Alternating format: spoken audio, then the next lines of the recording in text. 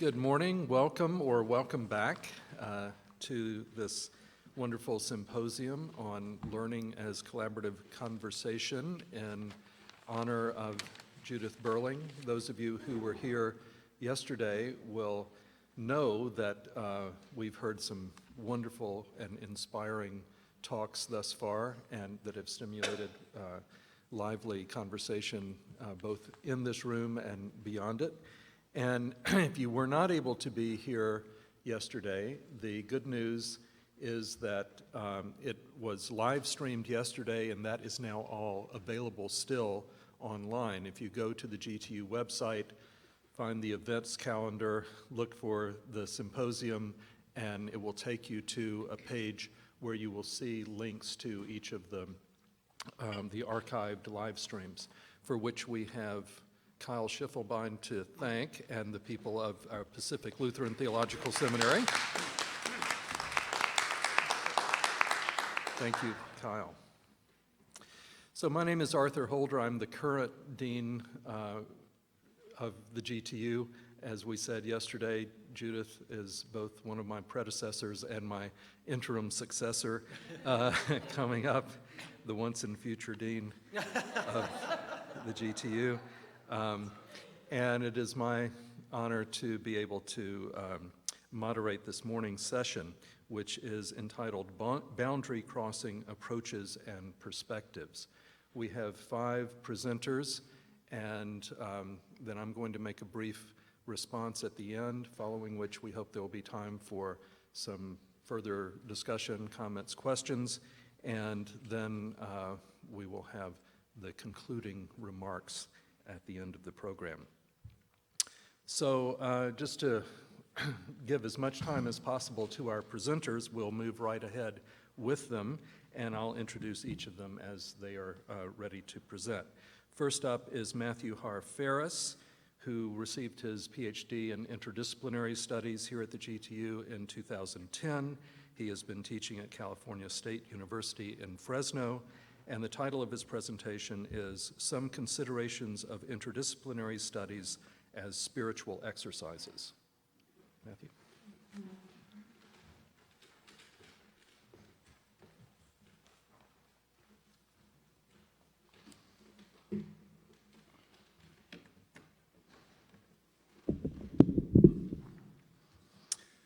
May the benefit of this act and all acts be dedicated unto the complete liberation and the supreme enlightenment of all beings everywhere, pervading space and time. So mote it be. May the benefits of practice, ours and others, come to fruition ultimately and immediately, and we remain in a state of presence. Good morning, everybody.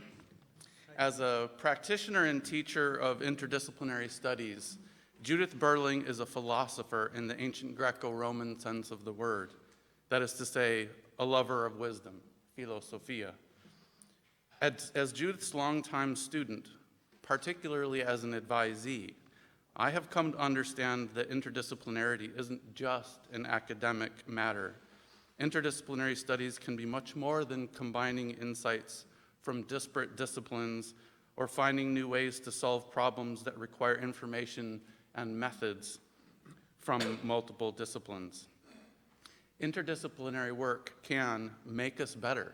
That is to say, it can be practiced as a spiritual exercise in the tradition of ancient Western philosophia, when scholarship was a way of life focused on transforming one's relationship with a sacred reality. Now, what I'm going to propose today isn't necessarily something that Judith would claim about the magic of interdisciplinarity. Having said that, in the years that Judith and I have spent talking at length about interdisciplinarity, and with Judith fully supporting me in my most far-out and experimental speculations about interdisciplinary study, I can say with confidence that Judith made my work today possible. She has made me better with her interdisciplinary magic. Without a doubt, she has been a spiritual catalyst for many of her students, and she has been a contributor to nothing less than what's real. While she might not think of herself as some sort of mage in the tradition of interdisciplinarity, I argue that she quite rightly passes as one. If nothing else, she has given me all the tools that I need to think of myself this way and practice interdisciplinary magic with my own students of philosophy and religious studies. I understand that what I'm proposing today is rather trippy, but it offers a provocative, promising perspective of what interdisciplinary work could be. So the way I'll lay out my speculative claim about interdisciplinary studies as spiritual exercise will be to first introduce you to the Lakota notion of Mitaka Yasin, then summarize what the historian of philosophy Pierre Hadot means by spiritual exercises, briefly touch on the meaning and significance of theurgy in the Western magical tradition, and finally discuss how interdisciplinary studies can function precisely as magic or as a spiritual exercise. While the bulk of the framework I will be proposing today is decidedly Western in provenance, I would like to start from a more personal, more local locus. In the beginning was the great mystery, and out of the great mystery all things were born. This is how my adoptive grandmother, Kaylin Two Trees, taught me to trace my way back to creation. She also passed on to me her version of the original instructions to the Lakota people. Everything is sacred. We are all related. We often give breath to the Lakota phrase, Mitaka Yasin, all my relations, a performative shorthand for acknowledging these sacred teachings, and more important, our relationship with all things, seen and unseen, thought and perceived, experienced and imagined. In light of these teachings, I understand all reality, revealed and concealed, this worldly and otherworldly, to be radically pluralistic, dramatically relational, and shot through with the divine. This view resonates with some ancient Greco-Roman cosmologies and worldviews in significant ways, but I'll get to that in a minute. First, a clarification. The notion that out of the great mystery all things were born does not for me imply the commonality or sameness of all things, but rather their ineluctable relation. We are all related, not we are all the same. More importantly, the way I understand it, part of the great mystery's sacred mystery is its radical plurality with relation. In other words, all things instantiate a vast field of dramatic difference while sustaining a sacred relationship among its relations. Mitaka Yasin, all my relations. I am related to rocks, to trees, to trucks, and to spirits. All my relations, all reality, my relations. I am dramatically different from a rock or a tree or a truck or a spirit, and yet any particular rock or tree or truck or spirit is my relation, my relative. The rock is a relative of the truck as well, the spirit a relative of the tree, and so on and so on. Different yet related. Radically different yet related. All things. In fact, in my view, disciplinary differences are an instantiation of the plurality of the great mystery and our plural modes of engagement with it, an avenue I will pursue further in a moment. According to Pierre Hadot, an acclaimed historian of Western philosophy, what most philosophers and historians have not yet adequately understood is that the history of Western philosophy is really a history of philosophy as spiritual exercises. In his book, The Present Alone is Our Happiness, Hadot contends, Greek philosophers did not aim, above all, to provide a systematic theory of reality, but to teach their disciples a method with which to orient themselves, both in thought and in life. Simply put, this method is spiritual exercise or spiritual practice. The indispensable metamorphosis of our inner self. In his book, Philosophy as a Way of Life, Spiritual Exercises from Socrates to Foucault, Hadot argues, spiritual exercises can be best observed in the context of Hellenistic and Roman schools of philosophy. The Stoics, for instance, declared explicitly that philosophy for them was an exercise. In their view, philosophy did not consist in teaching an abstract theory, much less in the exegesis of texts, but rather in the art of living. It is a concrete attitude and determinate lifestyle which engages the whole of existence.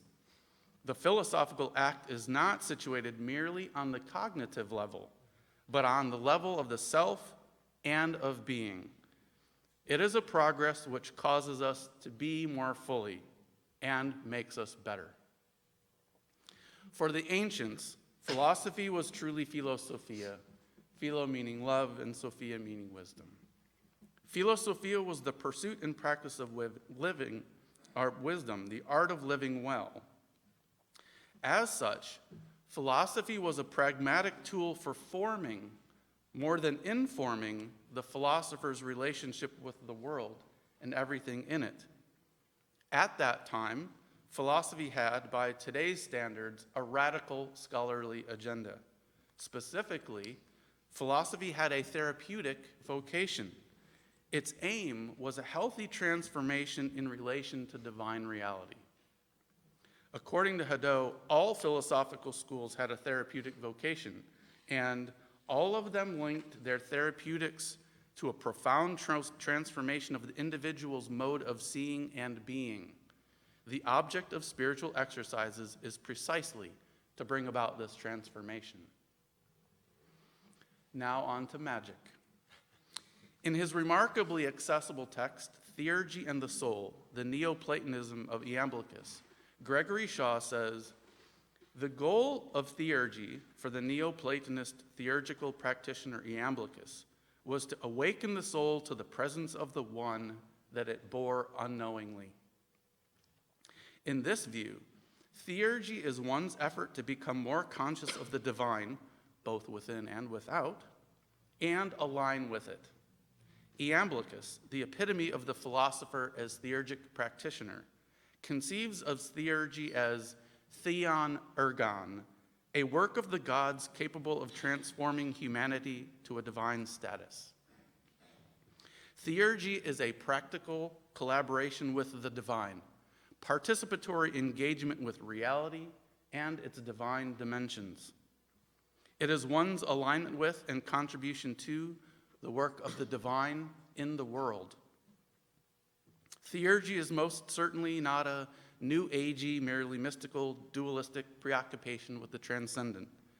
Rather, it is the practical art of living in this world as an embodied human being who must contend with both worldly and otherworldly things simultaneously. According to Shaw, like the Egyptian cult, theurgy imitated the gods, and Iamblichus said that every theurgic observance was a ritualized cosmogony that endowed embodied souls, regardless of their station in life, with the divine responsibility of creating and preserving the cosmos. From a theurgic perspective, embodiment itself became a divine service, a way of manifesting the will and beauty of the gods. So, interdisciplinary studies as spiritual practice, interdisciplinary work as theurgy. What might that mean? In an interdisciplinary studies spiritual exercise focused on relation, or an interdisciplinary studies spiritual exercise focused on relation could be, among other things, the practice of becoming aware of and delighting in the plurality of the disciplines and the profound array of ways we humans engage, interact with, perceive, understand, and come to know our world and everything in it.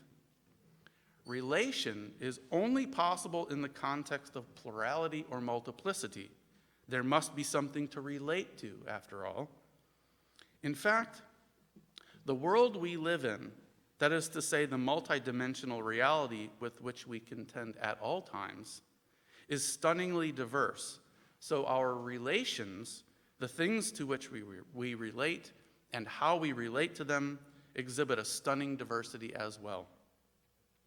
In my view, the disciplines are particular ways to work with particular aspects of reality with disciplinary theories, methods, and insights specially tailored to those aspects. I'm hardly breaking new ground with this view. The point here is that interdisciplinary spiritual practice could involve the development of our capacity to acknowledge, explore, contend with, and relate to the multiplicity of reality. An interdisciplinary studies exercise of relation could fundamentally reorient us to a sublime appreciation for the wondrous proliferation of disciplines and their necessarily tailored engagements with specific aspects of a stunningly pluralistic reality. Remember, all my relations, I do not relate to my sister the way that I relate to my father. I do not relate to rocks the way I relate to tofu. And I do not relate to spirits the way I relate to silly putty. Why would I want it any other way? Vive la différence. An interdisciplinary studies spiritual exercise focused on relation could also be the practice of becoming aware of, delighting in, and more fully embodying the unique vocation that we have as interdisciplinarians. We are called to explore new and different ways of engaging, interacting with, perceiving, understanding, and coming to know our world. What makes us distinct as interdisciplinary practitioners is that we bring various things into relation, whether the integration of disciplines per se is our aim or not. So, an interdisciplinary studies spiritual exercise could pursue the interdisciplinarian's vocation of relation by actively discovering, conceiving of, imagining, and creating new relations, new relationships among aspects of reality, new ways in which reality might be, and how we could then relate to it. This sort of interdisciplinary studies spiritual exercise could be practiced as a theurgic rite, the active, intentional co-creation of new aspects of reality by bringing into relation heretofore merely potential or disconnected relations. The interdisciplinary theurgist, in practicing this rite of relation, would align with the ongoing development, evolution, or construction of reality and serve as a catalyst for reality's emergence, change, proliferation, pluralization, or complexification. If I perform interdisciplinary theurgy and help bring into reality some change, I bring myself into relation to something new, and I am thus transformed. The degree of my own transformation depends upon the degree to which I have the willingness and ability to relate to my new relations. Interdisciplinary studies spiritual exercises and theurgic practices would aim to enhance precisely that willingness and ability to relate to all my relations, old and new, stable and emergent, conceptual and concrete. My aim today in honor of Judith is not to promote any particular spiritual exercise or theurgic practice, but rather the notion that these are important fields of investigation for interdisciplinarians who aspire to philosophia, who believe that it is important to cultivate in ourselves and our students the art of living well in a multidimensional, complex world. I wish to encourage all of us to be better by practicing interdisciplinary studies, spiritual exercises, and interdisciplinary work as theurgy. What that might look like is really up to each of us and the particular aspects of reality we're most concerned with. Regardless, what I've learned from Judith is that our responsibility as interdisciplinarians is to celebrate the plurality of our world by making new relations, fostering new relationships, and creating a more relationally hospitable world. Relational hospitality is indeed our vocation as interdisciplinarians. And in the spirit of philosophia, I would love to see us pursue it passionately. Mitaku yasun.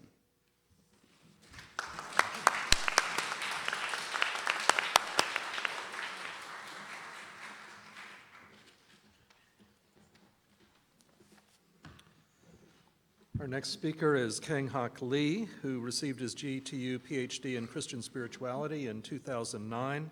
Kang is now teaching at the Torch Trinity Graduate University in South Korea. The topic of his presentation today is Lee Sejong's spirituality.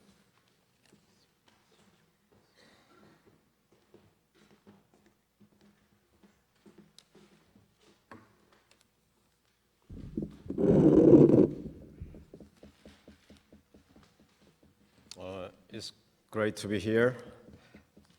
This is 2:30 a.m. in South Korea right now, so please pray for me to overcome time lag.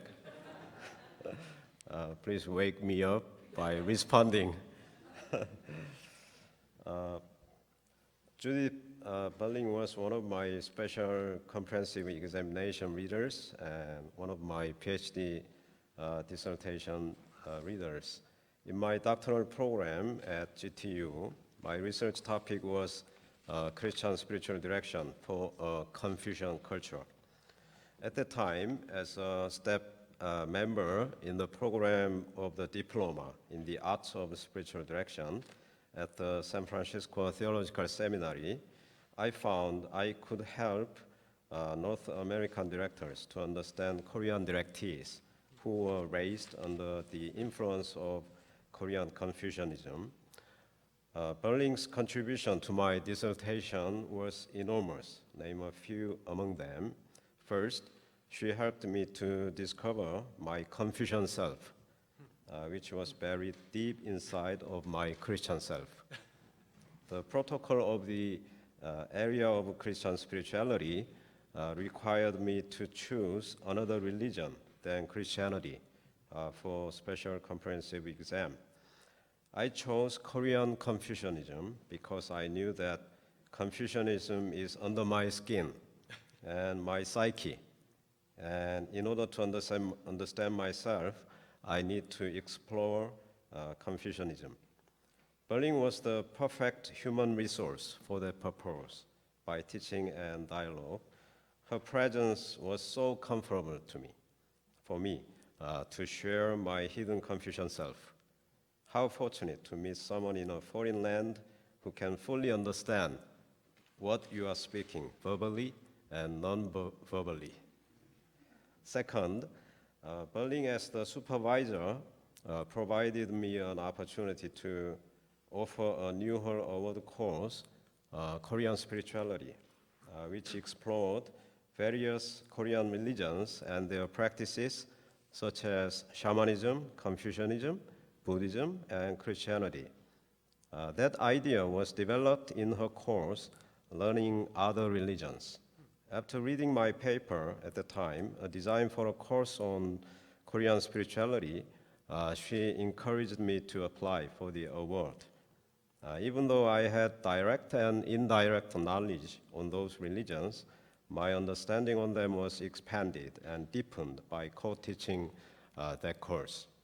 I think I do not have to mention Berling's efficient ways of mentoring in the process of writing a dissertation. Most of GTU alumni should know. In this paper, I apply Berling's idea to Korean Christianity. Berling argues, learning other religions is a requirement for living as Christians in a religiously diverse world. In doing so, it assumes that such learning, both practically and logically, comes before the theologian's resolution of theological and ecclesial relations with the other religions. Learning other religions is a way to cultivate appropriate knowledge and relationships without running immediately into the theological worlds of Christian exclusivism or treating the dogmas that form us as static ideas. I like her contemplative space, in the process of cultivation on another religion. Christians in mainline churches in South Korea tend to read Korean Christian literatures from only Christian perspectives. However, in the contemporary world, Christians need to read Christian literatures from diverse religious perspectives. Those perspectives can expand and deepen the reader's understanding on Christianity. Berling helped me to recognize that there can be many religious perspectives for looking at even Christian literatures. It is true when I read the materials on and from Sejong, one of the representative figures in Korean Christian spirituality. I found Sejong's life and thoughts show several characteristics of Korean indigenous Christian spirituality.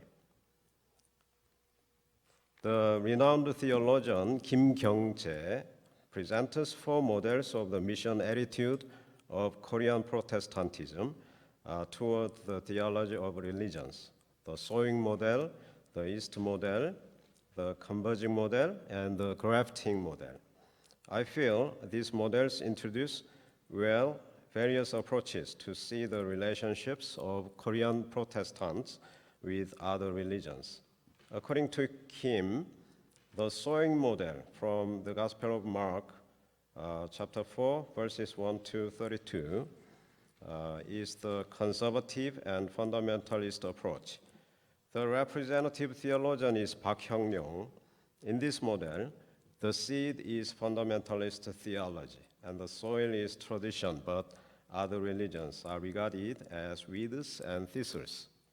Secondly, the East model from the Gospel of Matthew 13:33 and the Gospel of Luke chapter 13 verses 20 and 21 is the progressive culture changing approach. It is represented by a theologian, Kim Jae-jun. In this model, the East is the power of the new being, and the Do is the created world, that is the traditional culture and the life situation. It views the former religions of Korea before the introduction of Christianity as piecemeal appearance of God's word. Thirdly, the converging model comes from the metaphor in which 2 streams merge and form a larger river. The representative figure is Seonam-dong of Minjung theology. This model does not see any qualitative difference between Christianity and other Korean religions in terms of salvation experience. Finally, the grafting model from Romans chapter 11, verses 17 to 27, represented by a theologian Yu Dong-sik, focuses on the joining of 2 independent organic entities. In this model, the scion is Christianity and the stock is non-Christian culture and religions. The purpose of grafting is to get good fruits. Kim Kyung-jae favors this grafting model. According to Kim Kyung-jae, this model is dynamic, processing, and dialectical, and assumes mutual interdependence and mutual contribution between Christianity and other religions in Korea. Here, I do not attempt to criticize the appropriateness of these 4 models, but I believe they present a good starting point to discuss about the relationship between Christianity and other religions in Korea, and about the location of the researcher. In this paper, I'll first describe Sejong's life, then I'll explore his spirituality from 4 aspects, such as Sejong as mystic, as a Christian, as a Korean, and as a root for Korean Protestant spirituality. When I deal with Sejong as a Korean, I use perspectives from other religions in Korea. As an assistant professor for spiritual formation at the Korean Seminary, I'm very interested in new monastic movements in the Protestant churches of South Korea. I belong to the Presbyterian Church of Korea, PCK, one of the major Presbyterian denominations. Most pastors in PCK recognize Reverend Dusop, who established Eunseong Monastery in 1980 at 60 years old after serving a local church for a long time, which is one of the representative Protestant monasteries in South Korea. By the way, he passed away last week, May 17th, at the age of 97. Reverend followers, who are nuns, started two new monasteries, Nazarite Monastery and Seongbin, meaning Holy Poverty Monastery. I have first heard Lee Sejong and his disciple Lee Hyun-pil from Reverend writings. Reverend admired them and viewed Lee Sejong as Hosea in the Hebrew scripture, and Lee Hyun-pil as Francis of Assisi in Italy, because their lives showed many similarities. However, they have not been well received in the Presbyterian churches of Korea because of their radical spiritual life. I think it is because the churches have had misunderstandings on monastic life and spiritual experiences. Recently, the atmosphere has been changed in terms of spirituality, and they are getting more attention. The Lee Sejong Society has been established in 2013 and held a conference yearly. Several popular books on Korean Christian spirituality were published, and it includes Lee Sejong as a major figure. Lee Sejong lived in the midst of great turmoil in the history of Korea. Japan started to annex Korea at the end of the 19th century and colonized Korea for 36 years from 1910 to 1945. A medical missionary, Dr. Horace Newton Allen of the Northern Presbyterian Church, came to Korea in 1884. And the first official Protestant missionaries, the Reverend Horace Grant Underwood of the Northern Presbyterian Mission and the Reverend Henry Gerhard Appenzeller of the Northern Methodist Mission, arrived in 1885. All Protestant missionaries agreed on a committee arrangement in 1908 in order to avoid competition. The Honam area in which Lee Sejong lived was evangelized by the Southern Presbyterian Church in the United States. The number of Korean Protestants was increasing rapidly. In 1914, there were 196,000 Protestants, 1.1% of the population. And after 30 years later, in 1945, the end of Japanese rule, there were about 740,000 Protestants. Lee Sejong, you know his figure. Lee Sejong was born in 1877 in the Jeonnam province, the southwest area in South Korea. His parents passed away early, so he lived with his poor elder brother. Later, he became a house and farm servant and got married with a master's daughter, 16 years younger than him. By diligent work, he was getting richer. At the age of 40, he desperately wanted to have a son, so built a shrine and prayed ardently, following a shaman's guidance. However, the shaman suddenly died, and Lee Sejong was discouraged. He came to read the Bible, which he got from a carpenter, fortunately, and it led him to discover the truth in the Bible. He decided to become a Christian. He was baptized at the Deungwang Church in the village by Robert Knox, missionary from the Southern Presbyterian. His name in Korean, Norabok. After baptism, his life was radically transformed. First, he changed his first name to Kang, which means zero, emptiness, or nothing. He says, I'm no longer a person in this world. Second, following the verses in the Bible, he burnt that document for his debtors and distributed his property to the poor people. He lived like a beggar. Third, he gave up sexual intercourse with his wife and tried to live as brother and sister. He pursued and emphasized the life of purity. Fourth, he passionately evangelized villagers. Finally, he loved to meditate the Bible and pray in the mountain. Many people, including even pastors at the time, heard the news about his conversion and transformation, then followed and learned from him. The Japanese government imposed Korean people on worship at Shinto shrines from 1925 to 1945 as part of a policy of Japanization. It persecuted many Koreans if they refused. Rejecting the worship at Shinto shrines, Lee Sejong hid in the mountain with his followers in order to keep practicing his own way of spiritual life. After 3 years, he passed away, being surrounded by his few disciples in 1942. Here are some pictures of him. This is the place of, his life with his wife. It's remodeled.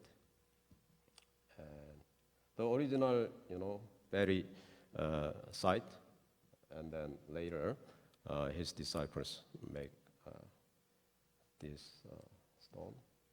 And the society, Lee Sejong Society, gathered together, and the house is remodeled. The house originally it was the place for prayer.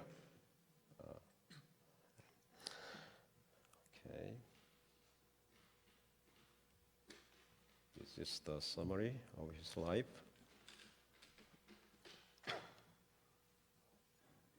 The Lee Sejong Society, which was established in 2013, introduces Lee Sejong as a root of Korean indigenous Christian spirituality. This phrase annotates 4 points. First, Lee Sejong is a mystic. Second, his spirituality is Christian. Third, his spirituality is indigenous in Korea. Fourth, his spirituality made the role of a root for Korean Christian spirituality. I think exploring these points can be an efficient way to understand Lee Sejong's spirituality. I changed these into 4 questions. Is Lee Sejong a mystic? What Christian characteristics does Lee Sejong's spirituality show? What Korean characteristics does his spirituality present?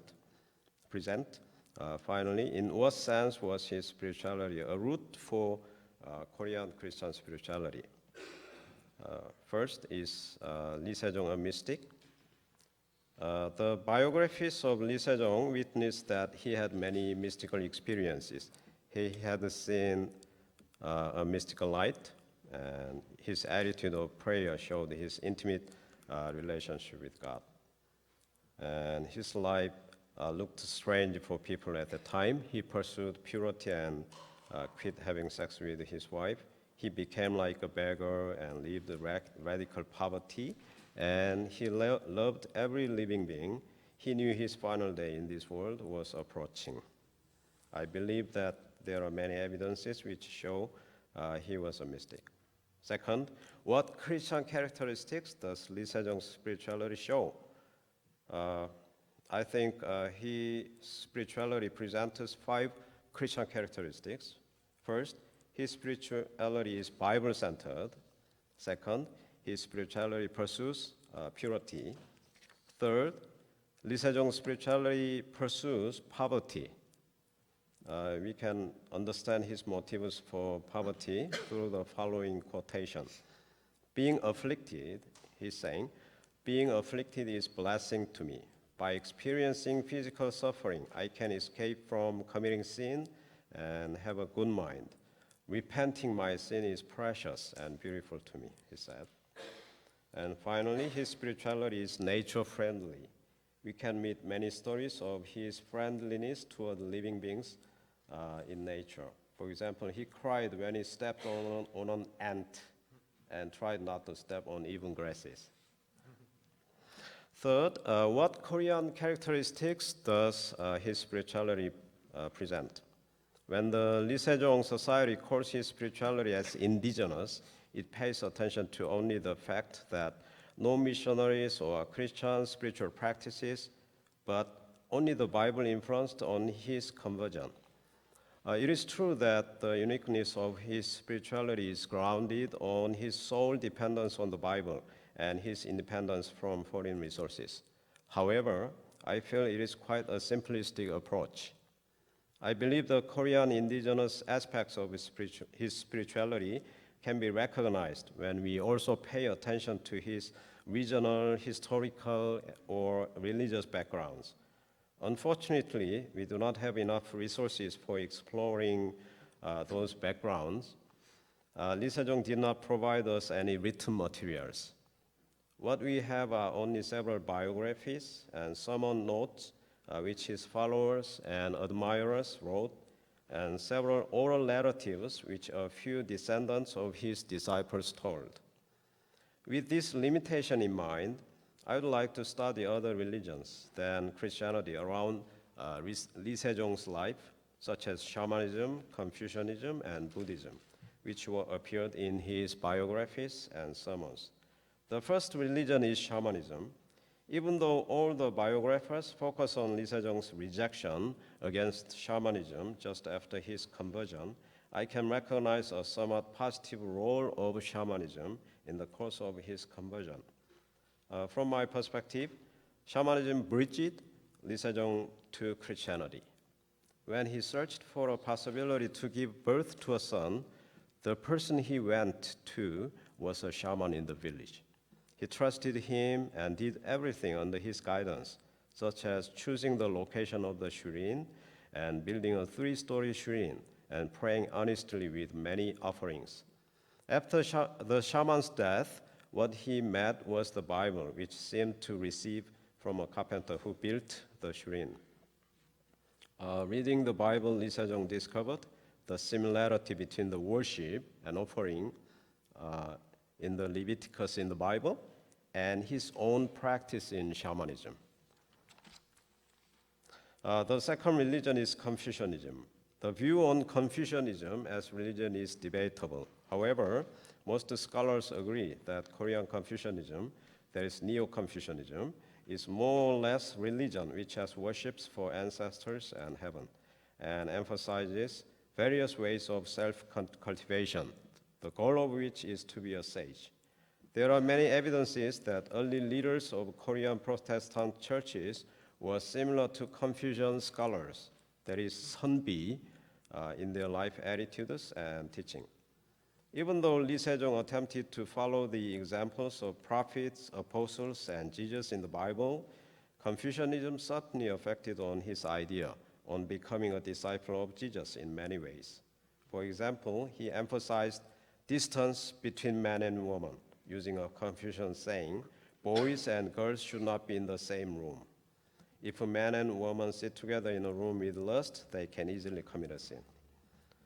Meanwhile, in his prayer, he heard this voice 3 times. It is useless for Doin. Doin means Confucian practitioner who desires to reach the way. It is useless for Doin to be luxurious. In his teaching, he mentioned Gunja. Gunja meaning Confucian scholar. He said, there are 3 kinds of Gunja. Firstly, Gombak Gunja, who lives in frugality. Secondly, Hyolshik Gunja, who makes a living by himself, not giving trouble to others. Thirdly, Dodok Gunja, who practices the way and virtues.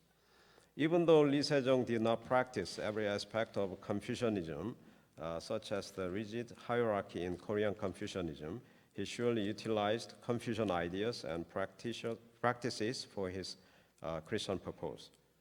The third religion is Buddhism. Interestingly, Buddhism did not appear in the resources on Lee Sejong, even though there are great Buddhist temples with long history nearby, such as Gaecheonsa and Unjusa. Lee Sejong seemed not to have serious interest in Buddhism. However, I can still find a few cases of Buddhist influence on his life. First, Gong, which he chose as his new name after conversion, meaning emptiness, is a term which was originated from Buddhism, while he Christianized the meaning of it. Second, the prayer, Namu Amitabha, Namu Amitabha Buddha, which he learned from the shaman before his conversion, is a mantra in Buddhism. Otherwise, after his conversion, his life did not show any vestiges of Buddhism. In the meantime, mountain as a main location for Lee Sejong's spiritual life is significant from the perspectives of religion and history. As I mentioned above, his prayer house was a shamanic shurin and myeongdang, meaning a very good place according to geomancy, in the Cheontae Mountain, which the shaman recommended and he built. In the final 3 years, Lee Sejong lived in the Hwahak Mountain, near the Cheontae Mountain, because he did not want to worship at the Shinto Shurin.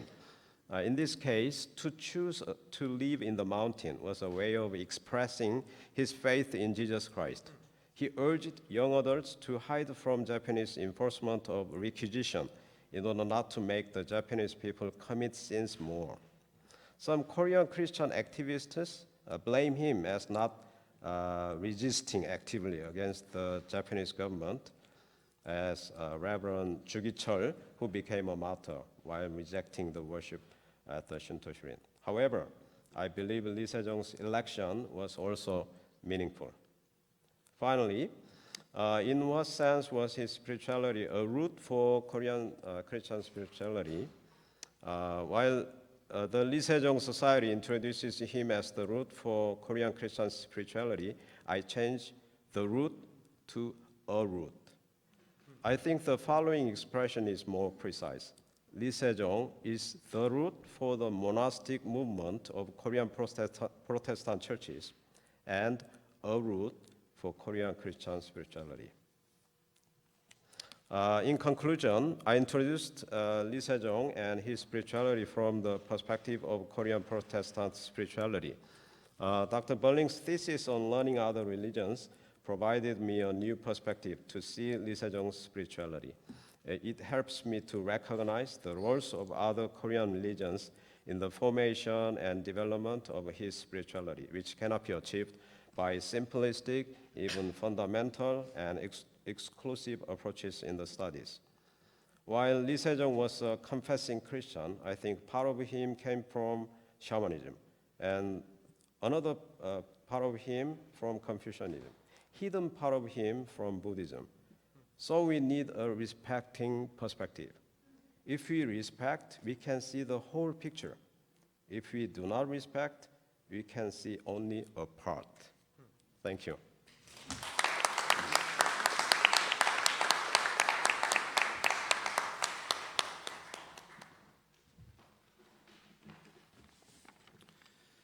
Our next speaker is Damayanthi Niles, who has the distinction of being the one of our presenters in this two-day program who has been neither a student nor a faculty member at the GTU, but we claim her all the same, and she will explain why. She is professor of constructive theology at Eden Theological Seminary in St. Louis, and her presentation today is entitled Christian Theological Doctrine with an Eye Toward Pluralism. Damayanthi.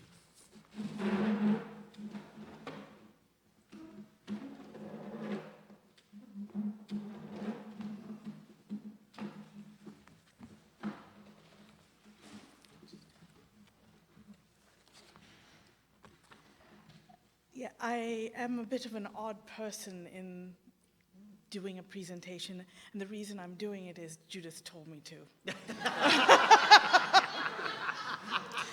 I just wanted to come and listen. She said, no, you have to give a paper. So I am. My relationship to Judith is not through the GTU, and she was not my advisor, nor did I have the honor of teaching with her. I met Judith back in 2005 when I was feverishly scribbling on my first book in Hong Kong. Judith was there with the United Board, and two, Preman Niles and Philip Wickery, who sits in this room today, had decided it was a good thing for me to know Judith Berling. And as they have been often in my life, they were correct here as well. Judith has become a dear and wise friend to me in the last 11 years, and I would not want to know my life without her. My own Dr. Mater guru, if you will, is actually a bit of a mad postmodern Jew who teaches Indology by the name of Wendy Doniger, which is a wonderful way to become a Christian theologian. I learned my Christian theology. I was raised as a Christian by the Asian theologians. They were my father, my aunts, and my uncles. I didn't know Westerners did theology till I was later in my life, and I found it rather interesting, and not quite what I had learned. Which might explain the way I attend to the work that I am doing now. When Emily wrote and asked me for a title for this presentation, it was a year ago. And at that time, I just sort of gave her something that might work. But it is not Wickery approved. So I actually have a title that I think would be both Wickery and Berling approved now. The way I title my paper and the work I'm doing is called Doing Theology with Humility, Generosity, and Awe, a Christian Theology of Pluralism.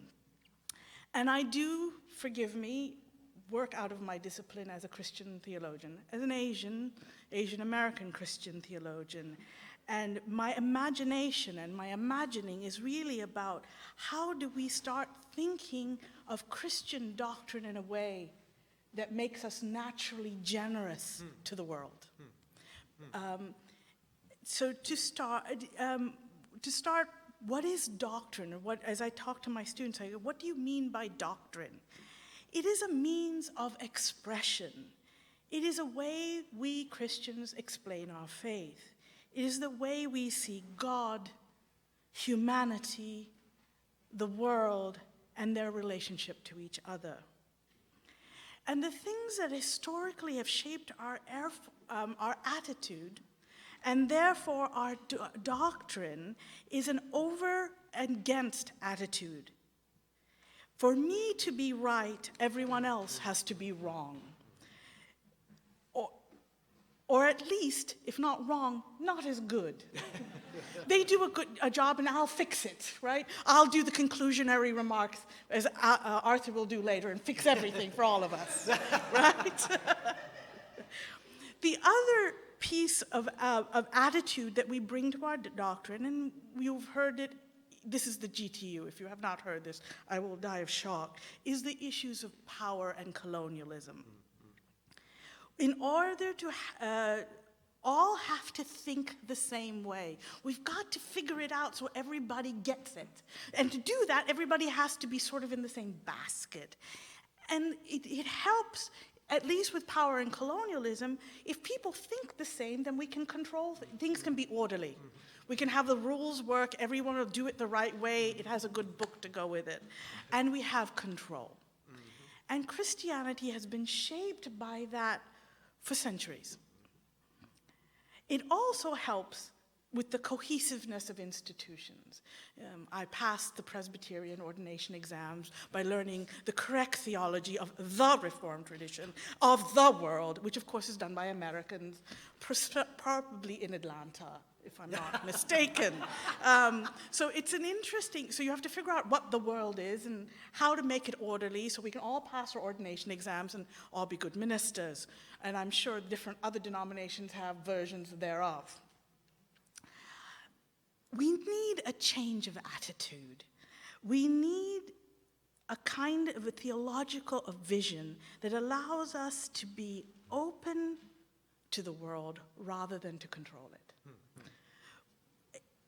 To converse rather than explain.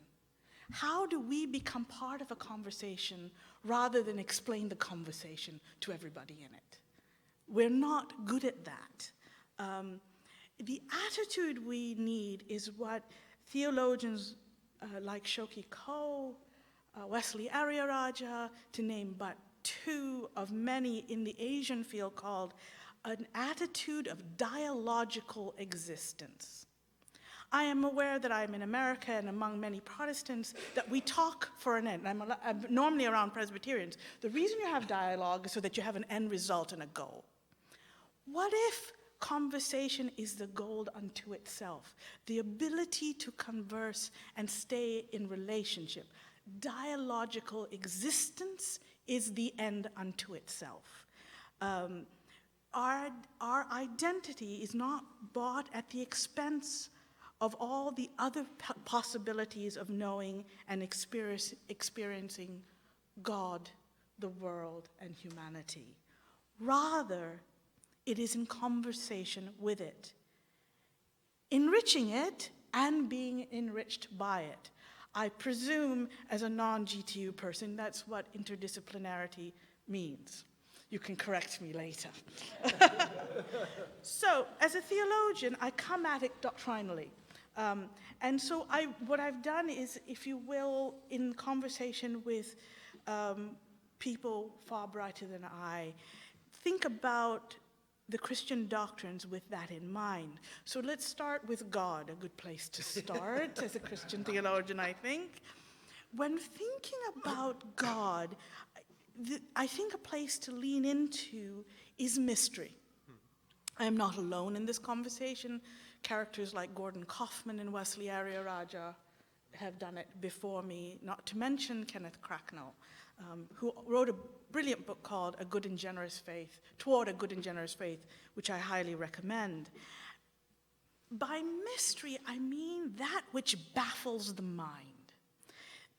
It speaks to the limitedness of our knowledge and the questionableness of our attitudes. That what we do in our finiteness is not enough. The historians will talk about it as an apophatic vision of God and knowledge. That we must remember whatever we do, it is but a finite piece of many things, and it questions our knowledge. It also allows us to rest into symbols we have for God as being finite in nature, for they come from our limitedness. Everything we say works within our limitedness, but it doesn't make it any less valuable. Symbols are everything. I'm sure I'm not alone in thinking that. But only a point of reference to peer into that which baffles. Now, I always do this with a caveat with my students. I do not mean what we say, it is a mystery, therefore just believe it. And I have heard too many sermons of that kind. It's a mystery and this is what it should be. So just trust me, this is what it is. It is not that. It is actually the humility to say, it is a mystery. And because what I do is finite, there are others doing wonderful, glorious, finite things with whom I can become enriched and whom I can enrich with my knowledge and they mind. Dialogical existence. Others have brilliant symbols. They have brilliant knowledge.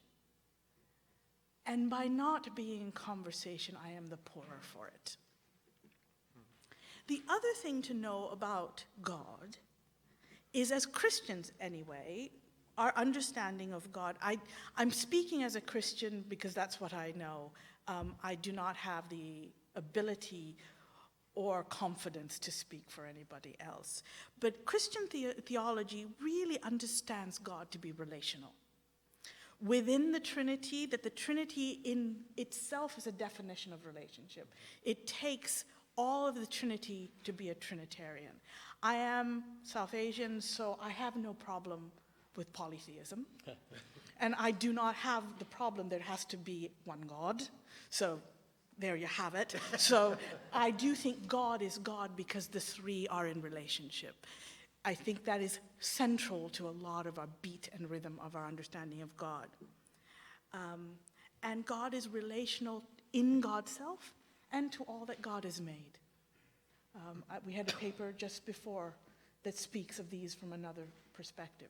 But that God is relation to God's self and to all that God is connected to God. So a play, a short play, I was told I had 15 minutes. I'm going to try and stay within time. It's with God. Human beings, the anthropos, are made in the image of God, imago Dei, which means we're made, one, mysterious, but more importantly, relational. We are human when we relate, when we stay in conversation. And we are broken, the Christian word for that is sin, when we fail to relate. And you think about all of the anguish. It is our learning to hate and not to relate. I'm going to take a moment for a story simply, and I'll still try and stay in time. I am a Sri Lankan Tamil. I come from a country, my home country teaches that my identity is made by the hatred of Sinhalese. And the Sinhalese identity is made by the hatred of me. To live as a Sri Lankan Tamil, as my government tells me to, is to live in sin. Because it teaches me not to be human, to be Tamil. And that's the last thing I can be. It is the last thing anyone can be. The same way I think, well, this is the GTU, so I should be able to get away with it. The language of Donald Trump, I think, is dehumanizing. Because it teaches how to be American is to hate each other. And I think that's problematic. I hope I'm leaving back to Indiana, back to Missouri, so I'm good. So the failure to relate is to be broken. Another thing to think about is the nature of creation. I'm sorry, it's in bits of pieces, but we'll play it together. The nature of creation is plural. We are not the same. We don't all fit in the same filing cabinet. And the simple fact is, it is intentionally that way. Creation was not made orderly and then became confused. As an Asian, I will say this. I think creation is the second step. I think the holy is in the chaos out of divino, out of which God creates. And it is messy, it is diverse, it is plural. And it is God's intent that way. I remember being with another Asian theologian and friend of my dad's. His name was Kosuke Koyama. You probably know this man, knew this man. It was later in his life, and he had taken his grandson to a petting zoo in Minnesota. First of all, what are Japanese doing in Minnesota? I do not understand, but there he was. And he was at this zoo, and it was known for having every kind of chicken known in the world. And he came back, and he was scratching it, and he goes, so many chickens. Why does God need so many chickens? What a wasteful abundance. And I think that's exactly right. Creation is a wasteful abundance.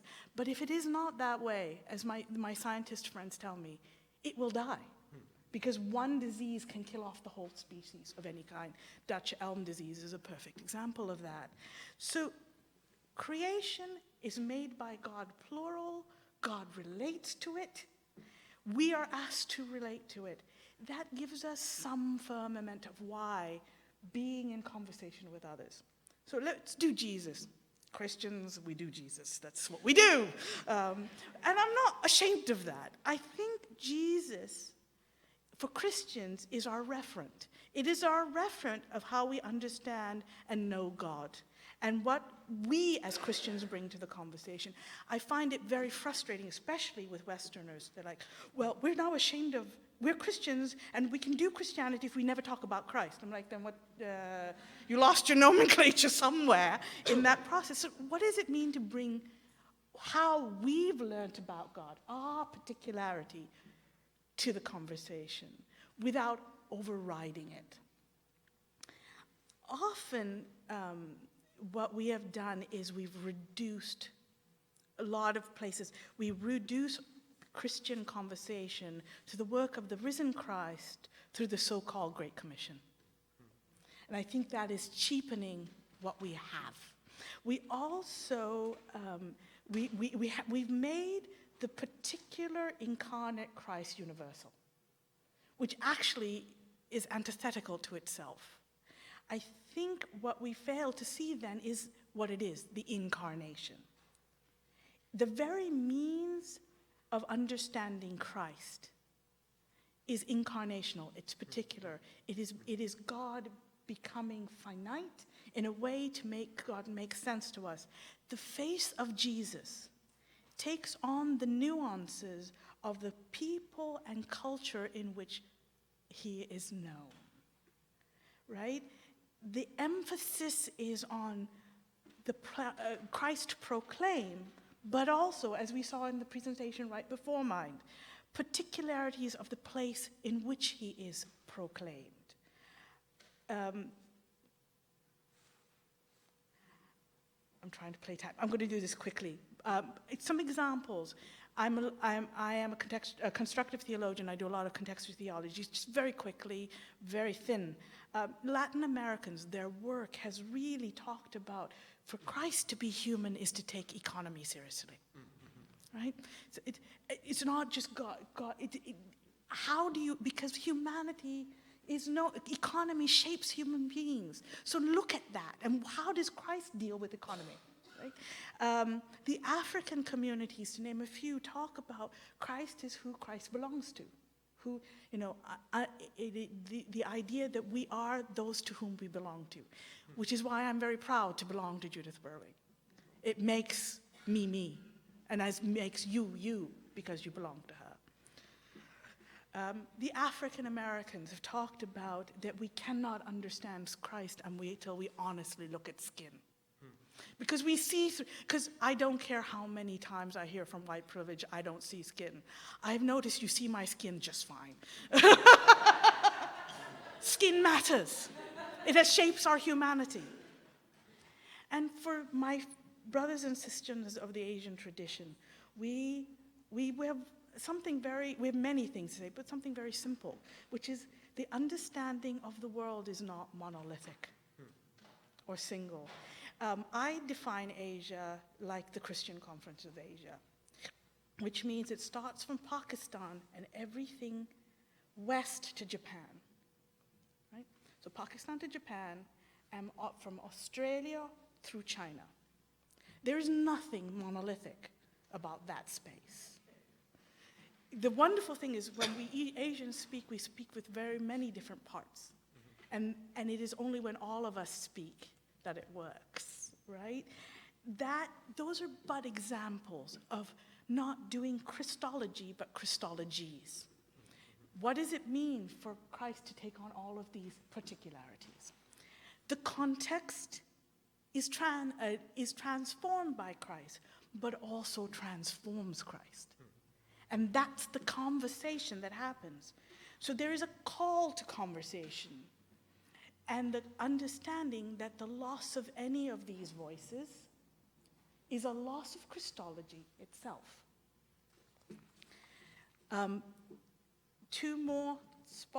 Just two more comments, one on the Holy Spirit and one on the church. I did tell you I was a Christian theologian up front, didn't I? Holy Spirit, when it works well, is a negotiation of plurality. If you look at the Pentecost story as one of many, the Spirit communicates between people of different tongues in their own tongue. This is not that we all have one language. It is that the Spirit can speak British English to an American and you understand me. Or more correctly, Scottish English that I learned without the brogue. That I can speak my mother tongue. Many of you understand mother tongue. It's the tongue in which you were nursed. It may not be the tongue you even speak anymore, but it is the tongue out of which you were nurtured. That you can speak and understand your mother tongue and speak it and somebody else can hear it in theirs. It is not an abrogation of difference, but bridges between it. God bridges difference if we allow it. And it illuminates it and forms lines of connection through it. So then church, what is the purpose of the church? Niles talks about the purpose of the church as the championing of plurality. So rather than controlling it, we actually become agents and champions of plurality. He calls it mission in contestation. And what it means is a reading of the signs of the time, the championing the possibilities for the greatest amount of plurality. And third, and this is important, and this is what makes it not everything goes, this is very important, is it does contest the forces that deny it. So if your voice can only be heard, men, at the price of women, your voice is not valid because it's a broken voice. Does that make sense? When your voice can be heard as it converses with women, then, and the church is called to say no to that. And I think that's very important. And in that process, we become a blessing to the nations. Not the controllers of the nations, not the great empire, the Christian century, but the blessing. Because we become the channel by which relationship can happen. We do the work of the Spirit with the knowledge we get from the particular Christ for the great mystery that is God. That is our job. It is a simple job, a little bit difficult, but I think the most fun. Thank you.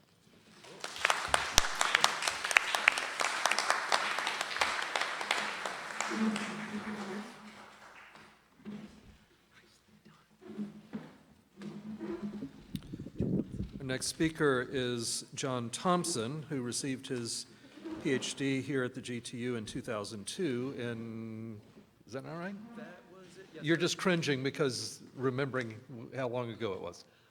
Sure, why not? He teaches at Christopher Newport University, and his presentation today is entitled Master Journeywoman, Judith Berling's Tao of Free and Happy Wandering. The unhappy wanderings in there. Come on in. All right. Take it away.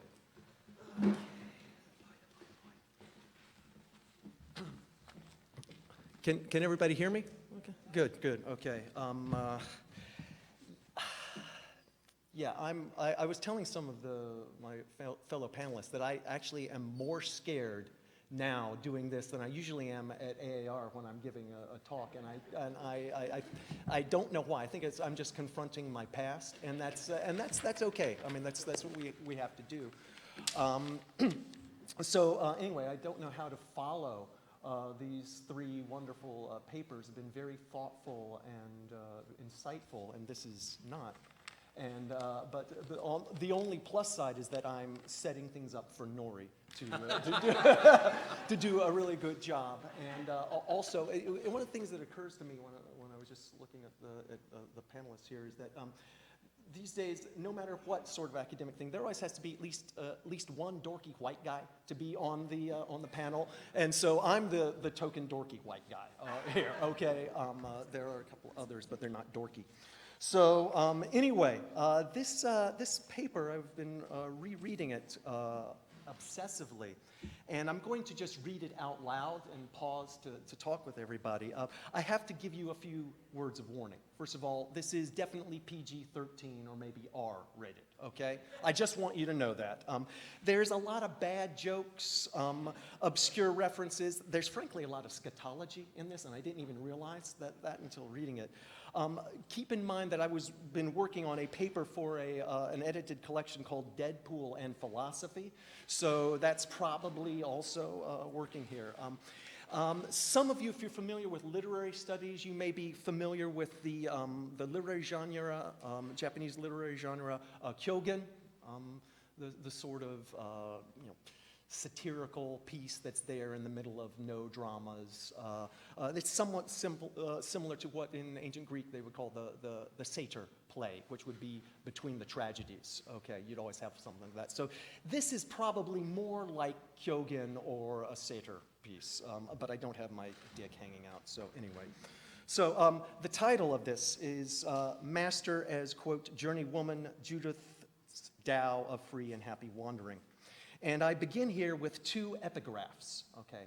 We all know what epigraphs are, right?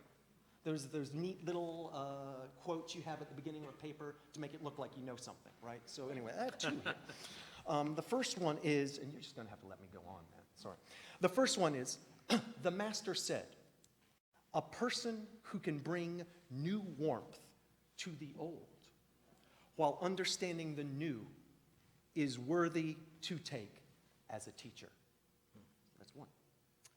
Number two, that was from the Analects, okay. So, number two, this is from the Zhuangzi, okay. A road is made by people walking on it. Things are so because they are called so. What makes them so? Making them so makes them so. All right?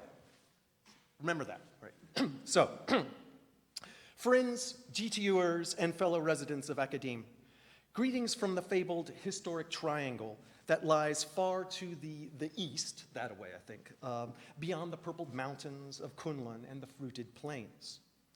Who am I? Why am I here? Good questions. One hopefully obvious answer, albeit of a negative sort, that those of a certain age here might understand. I am not the late Admiral James Bond Stockdale. I don't know if any of you remember James Stockdale. A few people do. He was Ross Perot's running mate in 1992. But anyway, neither have I played James Bond Stockdale on TV, nor do I have a license to kill. Okay, so who am I? Why am I here? Good questions. These are, as I tell my students, meta questions. The big questions we all ask each other at some time or other. Maybe when we're into our third beer or fourth beer, maybe.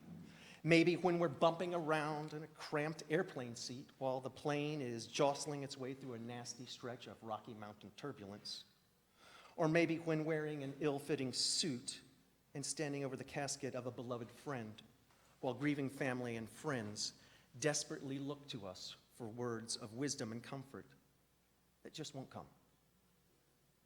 These are the questions of humanity itself, the ones that lie at the heart of who we are.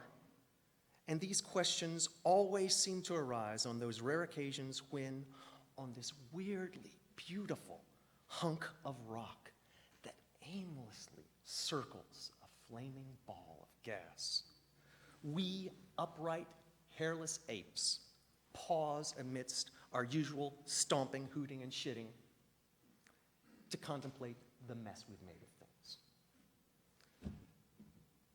That sounds a little bleak, doesn't it? Let me start over again, okay? Who am I? Why am I here?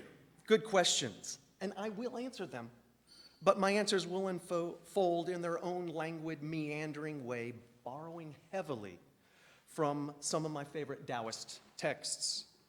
This way, Tao, the way, traced by my answers to these questions, owes much to the subtle and mysterious power, of Judith Berling. I would venture to say that it is a way of free and easy wandering in the world of men, fit for emperors and kings, It is a way that perhaps suggests the secret of caring for life, the supreme happiness, or even the sign of virtue complete. This way comes on the autumn floods, taking account of external things while yet making all things equal. It is the way of mastering life. It is a way that today, here and now, pays homage to the great and venerable teacher. All of these were titles of chapters from the Zhuangzi, translated by Burton Watson. But anyway, those of you who know Chinese, Hanyu, let's stick with Mandarin, my mangled Mandarin as opposed to Cantonese, whatever, know that a common Chinese term for teacher is Lao Shi, elder model, literally.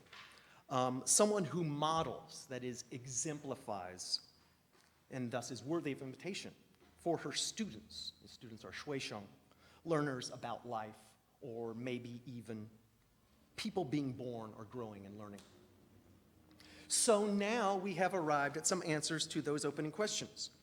Who am I? A student, Shuisheng, a learner about life, who has had the good fortune to work with Judith. My name is not important. Why am I here? To pay tribute to a great and venerable teacher, Judith A. Berling. Her name is important. Regarding what I see as the heart of her scholarly and pedagogical life, modeling a way through the confusing currents of academic life as a humble expert, someone who freely explores diverse interests and engages with various perspectives while remaining rooted in her essential self. These remarks take their cue, most obviously, from my work with Judith during my time at the GTU in an independent study of Taoist texts, the Zhuangzi and the Tao Te Ching. In a Newhall Fellowship I was awarded in 1999. God, that's a long time ago. Yeah. To co-teach a GTU class with Judith on Taoist spiritualities, as well as her calming, steady presence on my dissertation committee. Through these situations, Judith consistently and quietly modeled the way of a humble expert. Not surprisingly, it is this way that runs through and informs each of the individual chapters in her book, A Pilgrim in Chinese Culture, a very valuable work. It is a way whose effects ripple outwards. Those of us who know Judith, and that's all of us, I think, right, are well aware that she has repeatedly overcome various obstacles and crossed over a number of boundaries with great skill, rarely, if ever, getting truly lost, at least not for very long, because she's here, right? So, even if it's in new and strange surroundings. The latter include an overnight stay at a monastery on the peak of Lion's Head Mountain in Taiwan, a memorable sojourn among various temples in the city of Tainan, a chance to witness a firewalking ceremony outside of Taipei, as well as tagging along with any number of funeral services and everyday rituals, right? Moreover, during her, no doubt at times, perhaps not so free and perhaps unhappy wanderings, there you are, Judith has occupied a passel, I love that word, passel, of important official positions, right? So, President of the American Academy of Religion, Dean and Vice President of the GTU, Trustee and Vice Chair of the Board, United Board for Christian Higher Education in Asia, founding co-editor of Teaching Theology and Religion, et cetera, et cetera, et cetera, accumulating quite a share of awards along the way. Member of PBK, graduating magna cum laude from Carleton College, teaching awards at Indiana University and the GTU, the Raymond L. Hart Service Award, Henry Luce III Fellowship for Theology, twice. Yowza! And this doesn't even include her various scholarly publications, books and articles, and numerous papers and talks she's given over the years. However, despite these very real accomplishments, Judith is not particularly intimidating or haughty. Busy, maybe, but who ain't, right? Am I right? Yeah. In fact, Judith draws companions towards her. Some of us might chalk all this up to her having amassed vast sums of merit, punya in Sanskrit, over countless previous lives. Or maybe to the blessings of her ancestors. Help from the saints, assorted guardian angels, or maybe even Big G, right? No doubt my Calvinist forebearers would attribute it all to grace and hard work, and then tell me to shut up and return to the various tasks I have to do. Regardless, the important point here is that Judith has not hoarded her good fortune, and she freely shares it with her companions. Let me share a few examples. I first worked with Judith when my fellow doctoral student, Jeff Foy, who is not here, he's here in absentia, I guess, and I asked her to lead us in an independent study of the Tao Te Ching and the Zhuangzi. Of course, she's Judith, she agreed. Dumb, okay. Which meant taking on work above and beyond her usual duties, right?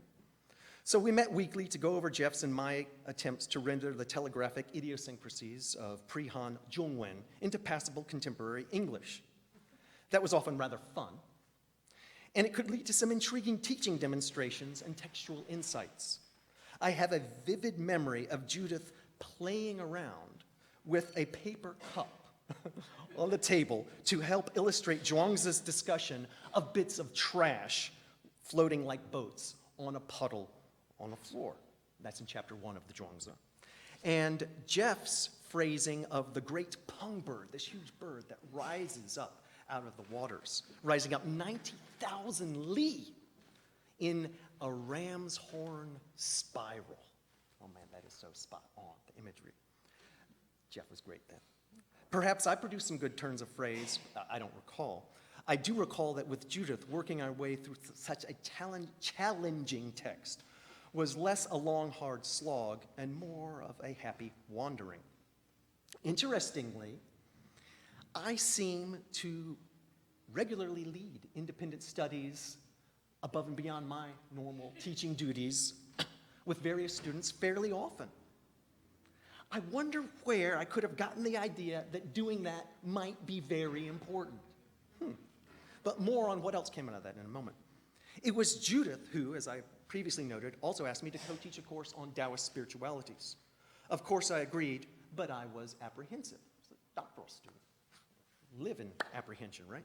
So anyway, no matter, she and I won a Newhall grant and proceeded to meet a few times to figure out exactly, and the paper here has a capital WTF on it. So we met regularly to figure out WTF we were going to do.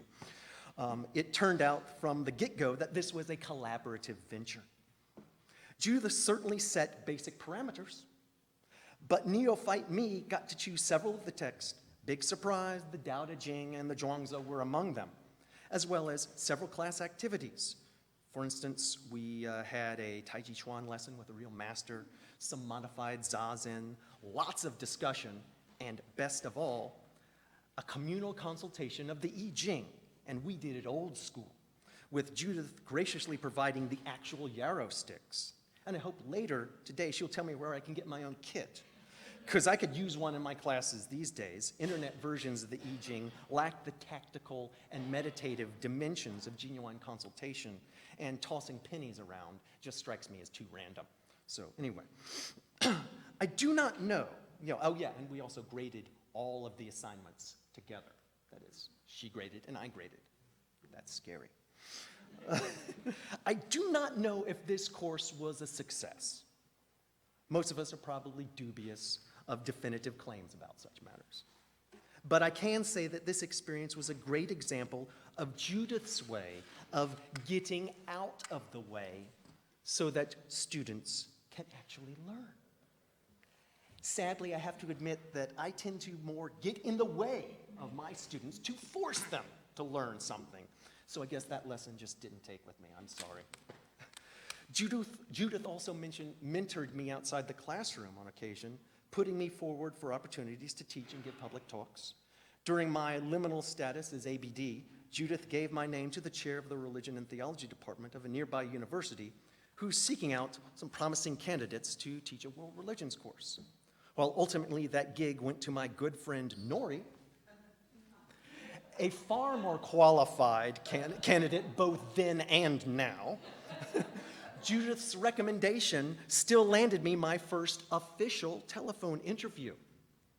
And that particular department chair who was talking to me on the phone, Dr. Tom Poundstone, remains a professional friend and quasi-mentor to this day, as Nori, I think, will confirm, maybe not. But Judith also let me fill in for her on a speaking engagement with a Methodist church in Berling.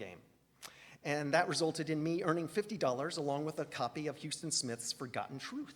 So, not bad for my first honorarium. Okay. And by the way, if anybody is interested in hiring me for something else like that, I am available for weddings, parties, anything, and bongo jam's a speciality. The Clash. Yes, sorry. And although it should go without saying, I have to say that I know for a fact that Judith's recommendation in my GTU file helped me land both full-time teaching positions I've held. That alone places me forever in her debt. No doubt, she will follow the prayer and forgive me that debt, whereas I have a long way to go before I can forgive my debtors. Anyway, I try to keep all those things in mind when writing recommendations for my students. Now, you remember me mentioning that independent study thing with Judith? Well, it turned out that unbeknownst to Jeff, the absent Jeff, and myself, Judith had her own plans. She had been asked to contribute a chapter to a book on teaching the Tao Te Ching. And generous mentor that she was and is, she offered to include us dorky grad students as co-authors. And lo, in the fullness of time, it came to pass. Our joint tripartite article, titled imaginatively, Imagine Teaching the Tao Te Ching, was published in the volume Teaching the Tao Te Ching, edited by Gary D. DeAngelis and Warren G. Fresno, part of the AAR and Oxford University Press Teaching of Religious Studies series, and has garnered several favorable reviews. One fairly recent one even says that this essay, quote, features helpful suggestions from such noted scholars as Judith Berling, Jeffrey Foy, and John Thompson. Lest my ego swell too much from being dubbed a noted scholar, a mere 2 sentences later in the same review, the reviewer adds, although these sections of the essay are worthwhile, Judith Berling's is the most rewarding. To this comment, I can only echo the alleged comment of the constipated Dr. John Watson, who, when in response to his friend Holmes' inquiry about what was the matter that Watson had, Watson famously said, "No shit, Sherlock." Okay. These are just a few examples of Judith's way. No doubt everyone in this room can think of many more, perhaps more than there are sands along the Ganges, as my good pal the Buddha might say. Perhaps we should take a few moments and think of some examples of her way. So let's just take a moment, each of us think of something. That's enough, okay. Well, what all this amounts to is very interesting. The feature that stands out in particular to me is Judith's critically informed yet deeply appreciative approach to Chinese culture and religions, a topic that may initially seem to be of only academic interest, but has far-reaching implications. Because really, it comes down to her embodying a sincere and genuine engagement with the increasingly cultural and spiritually pluralistic situation in which we all dwell. That verb I used there, embodying, is crucial because it reminds us that for all our alleged reputations of dwelling in the ether of abstraction, high above the dust and dirt of the world, even we scholars are fleshly folk. And this is a fundamental truth attested in both East and West.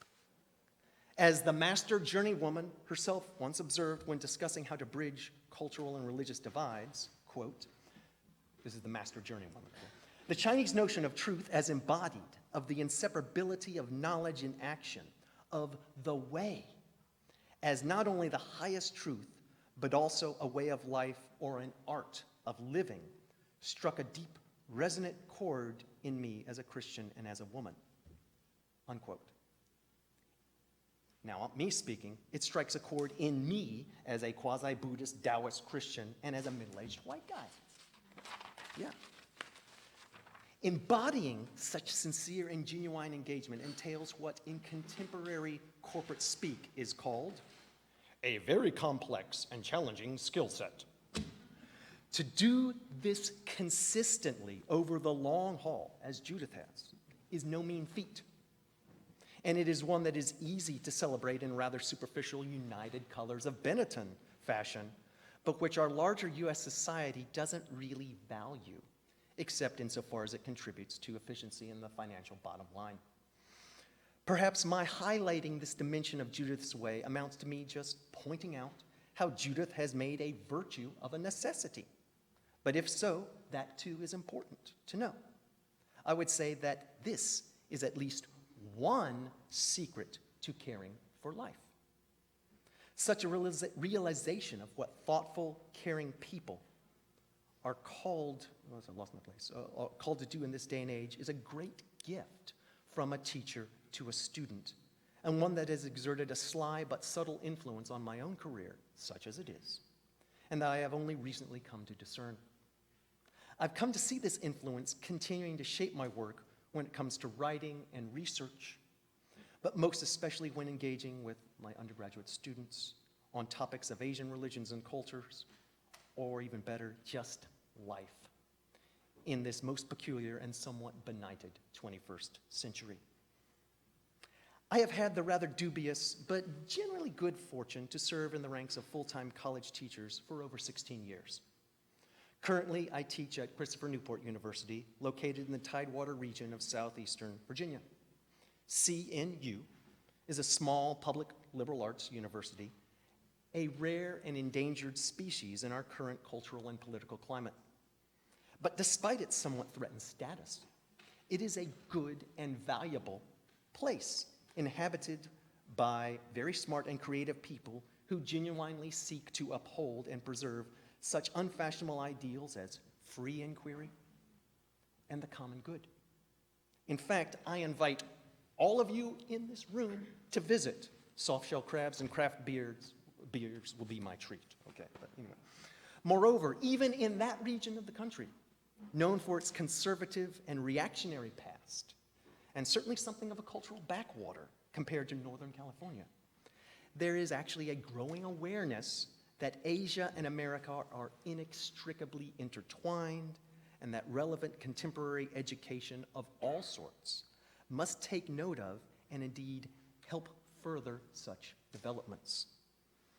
Not only am I seeing students who, like my former youthful self, and maybe the young Judith, are spurred by romantic notions of enlightened masters dwelling in hidden grottos among mist-shrouded peaks, but also, and increasingly, by hard-headed, practical students interested in doing business in China, Southeast Asia, India, as well as those who are curious about current events in Asia and their impact on global security. I tend to direct some of them to Judith's work for clues. What's more, I'm now also seeing a few students of Asian descent, mostly immigrants and or their children, people who now call America home but want to learn more about their family heritage. And they see a college course as a good path for returning to their ancestral roots. Paradoxically, it seems that often we must leave home, the home we've never known, to find our real home. The old boy, Lao Tzu, was right. Return is the motion of the way. So I was surprised and pleased when writing this paper to find that my well-thumbed and grimy copy of Matthew's Chinese-English dictionary lists under the entry for the character shi, as in Lao Shi, on the 21st line, where it's talking about Lao Shi, gives the English translations, a teacher, a journeyman. Why was I pleased? Because it appears, as usual, that the cosmos had anticipated my attempt at humor in entitling this paper. The title of this paper is a bad joke. And in this case, the real joke is on me. Let me explain. Presumably, a teacher is a master, a title that indicates someone of high rank and accomplishment, i.e. a person who holds an honored status.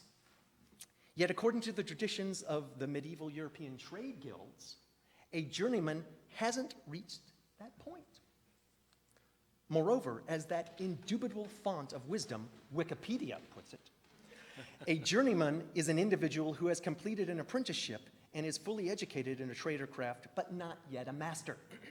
To become a master, a journeyman has to submit a master workpiece to a guild for evaluation and be admitted to the guild as a master. What's more, that same source observes, sometimes a journeyman is required to accomplish a 3-year working trip, which may be called the journeyman years. Perhaps another lesson that Judith can impart to us from her work is that all our lives, professional and personal, are journeyman years. That's a good Taoist way to put it, at least. Now, some of you who might still be awake at this point have noticed that this paper has been somewhat different than most talks in academic settings. It has been intentionally playful in a Taoistic sense, or at least it's tried to be. There's a great irony there of intentionally trying to be playful. And it's filled with very bad jokes. But it has a very serious point at the core. The fictional detective inspector, John Rebus. Anybody know what a rebus is, by the way? Yeah, it's a puzzle in which words are represented by a combo of pictures. But anyway, Rebus, it's a fictional character, Detective Inspector John Rebus, protagonist of a series of award-winning novels penned by novelist Ian Rankin, once remarked in one of these books that we only joke about those things about which we are the most serious. There's something Freudian there, I think, but anyway. The work of teaching and reading, writing, and thinking is most serious. Too serious not to joke about. It is truly both as funny and serious as Tao itself. Just ask Zhuangzi, or maybe we could just ask Judith, right? One more seemingly non-sequitorial story.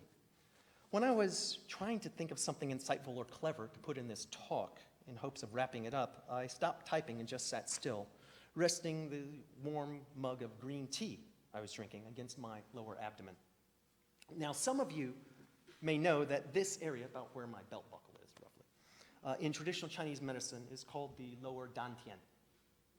It's our most vital energy center. In the martial arts, oh yeah, this is where we tap into our qi, our vital force to move effectively and to see things clearly. It is where we meet Tao, most especially here and now, in our bellies. The mug resting on my dantian felt great. Hanshufu, yes. And while enjoying the pleasing warmth, I suddenly recalled a scene in the Chinese novel Seven Taoist Masters, where Liu Changsheng, the master who struggles always with lust, gee, I wonder who that could be, boils a pot of tea and bakes a plate of hotcakes by means of his dantian. He actually is able to boil the tea by putting them. And he presents these refreshments to none other than Bodhidharma, that mythical monk who brought the teachings of Chan Buddhism to China.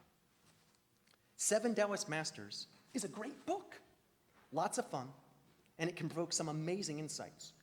You all should read it. Anyway, Judith introduced it to me in our Taoist Spiritualities class, and it was a hit.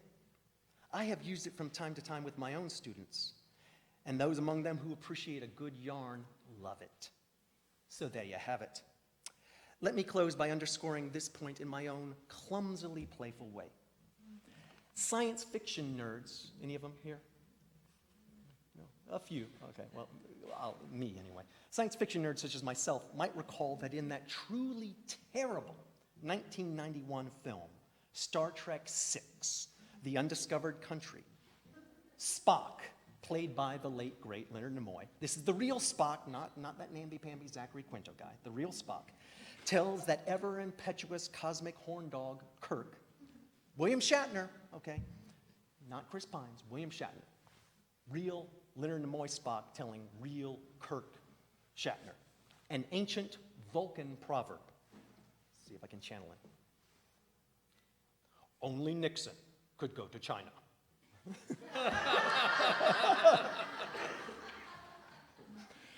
To quote a particularly amusing internet video that some of you may have seen, that is a good wisdom. Of course, going to China is precisely what Judith did, has done, is still doing, both literally and figuratively. As such, she has shown us the simple yet profound truth of Zhuangzi's words, Remember the words at the very beginning of the epigraph, a path is made by people walking on it. She thus really does, as Confucius says, bring new warmth to the old.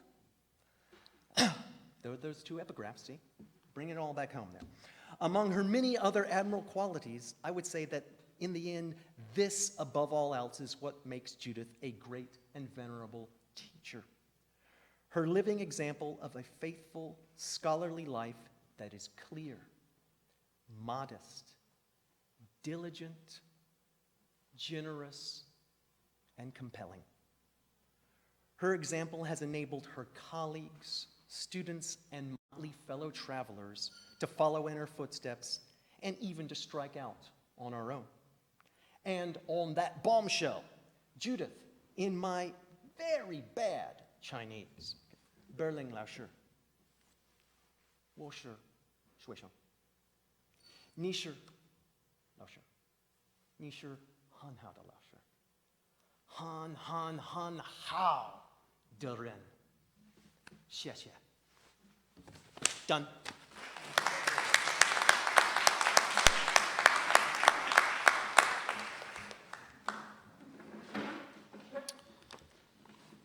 Our final speaker is Norris Palmer, who also completed his PhD here in 2002.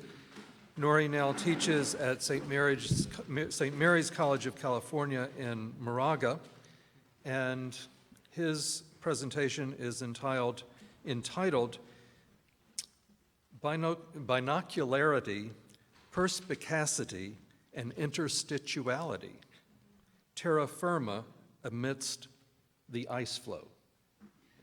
Nori.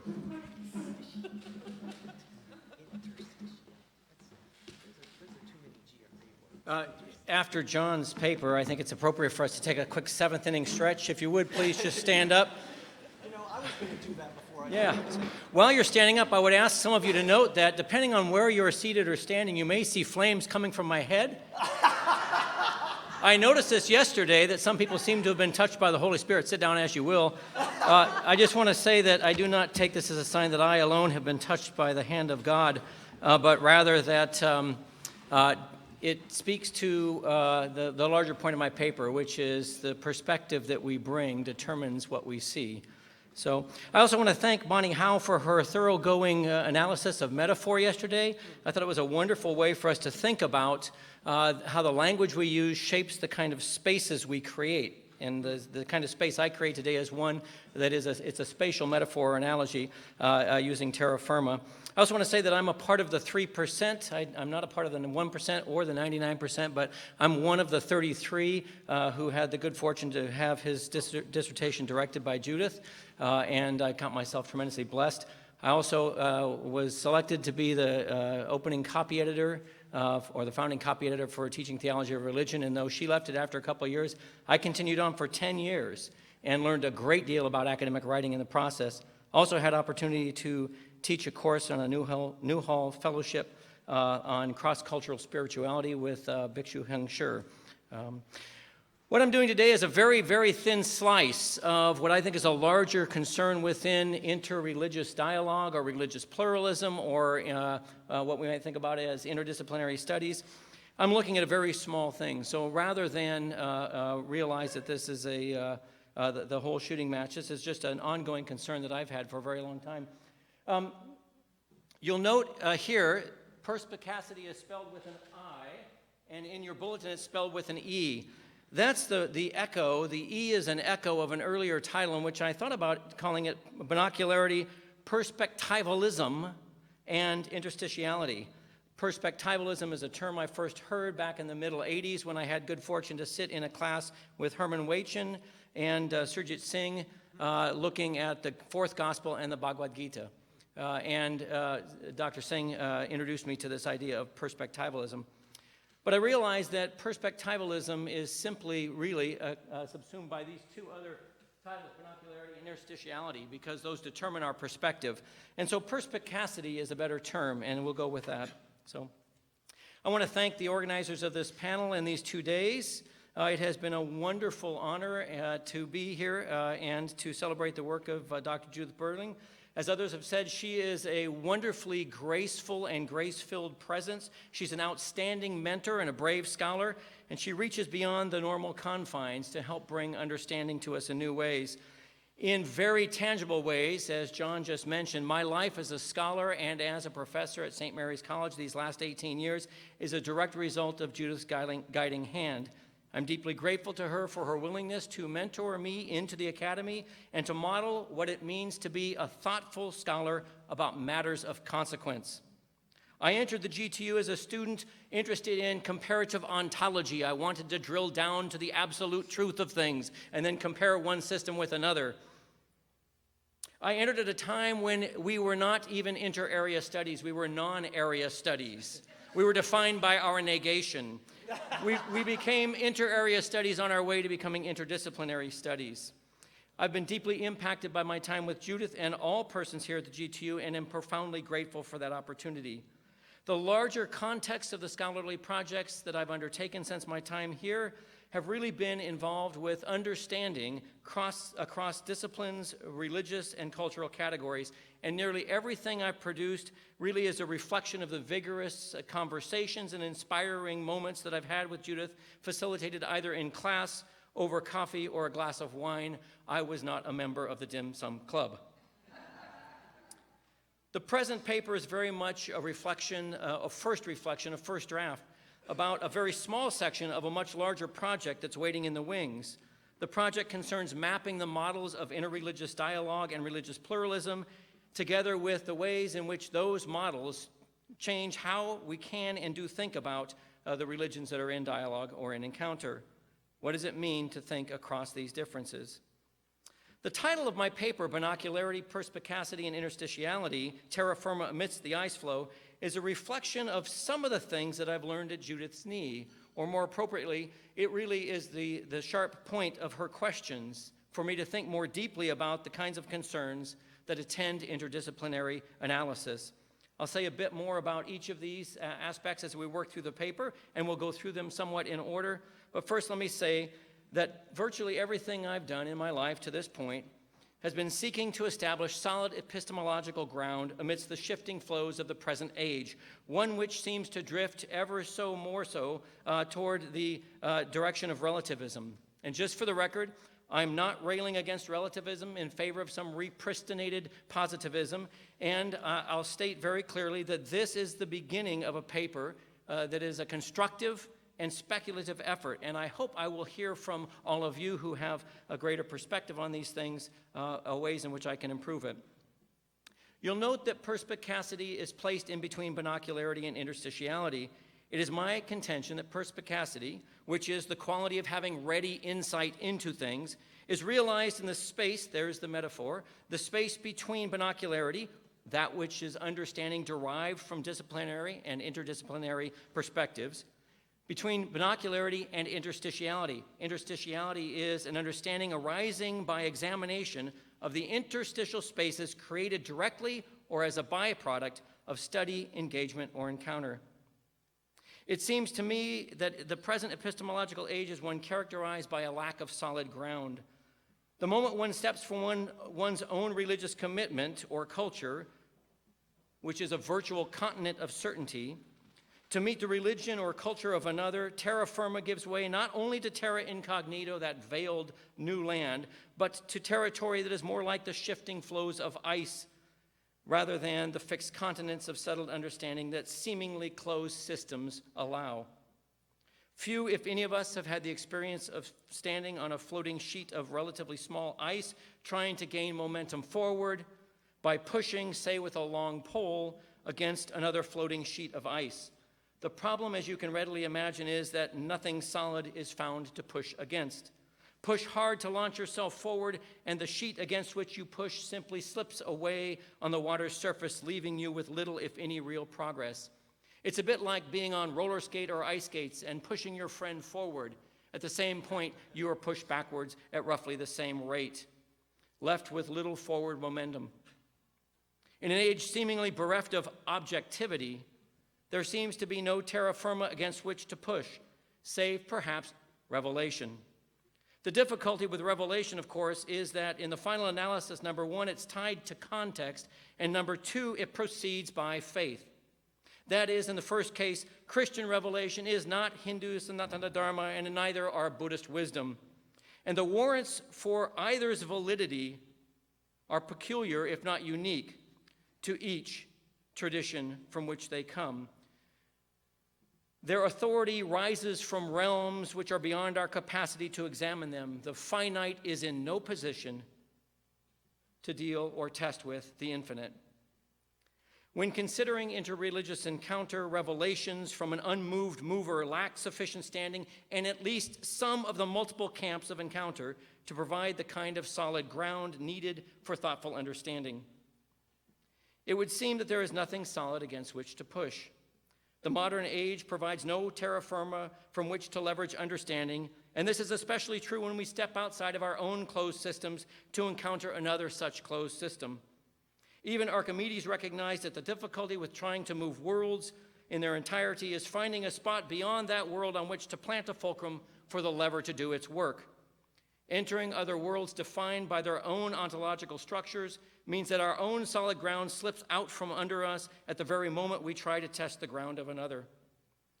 The problem we face is nothing less than how to say anything meaningful about meaning.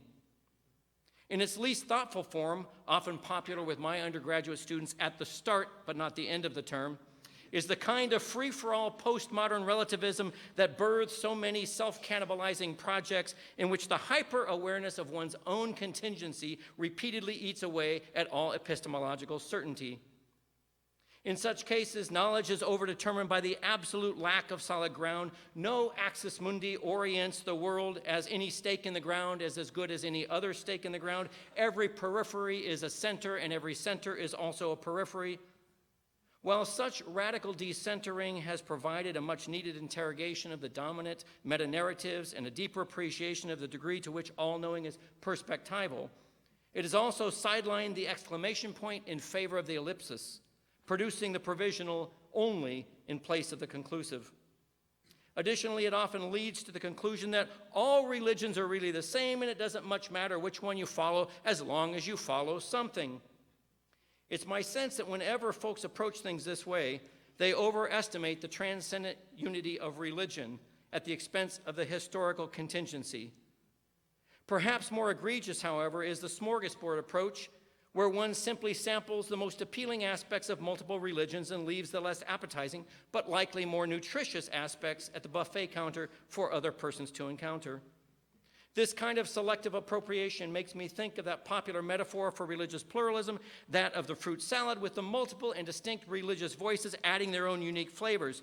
And while it's not an unhelpful image about how bringing religious faiths together and letting them marinate in one another's juices can add additional perspective to the overall understanding of religions, just as often this approach ends in that wonderful fruit salad being dumped into a blender to produce a smoothie by stripping away the uniqueness of each tradition. What we're left with is a whipped dessert that is bereft of all nutrition, one to which we must add the religious equivalent of kale, whatever that might be, in order to have some meat. If you can't tell, I find this homogenizing of religion slightly more or significantly more distasteful than the errant but often well-intentioned belief that the appreciation of all religions necessitates the erasure of all differences. At the one end of the interfaith or interreligious encounter with postmodernism, some have simply, or at the other end I should say, some have simply dropped the portcullis on the great unwashed masses, closing their borders to protect the sanctity of their own revelation. Such a reaction to the challenges of relativism in the postmodern age suggests that the truth of other religions is only partial. In fact, such foreclosing of interreligious engagement loses little, if anything, because the other really has nothing to add. This is certainly a tragic error in the other direction. Fruitful interreligious encounter requires that one both leave one's home turf as well as invite others onto it. And we recognize that since religions really are embodied religions, leaving the home turf is never fully possible. We always take it with us wherever we go. But to understand, one must leave the shoreline of certainty that attends one's faith and step into the unknown waters that lie between those continents of certainty, which admittedly are present are not as certain as they once seemed.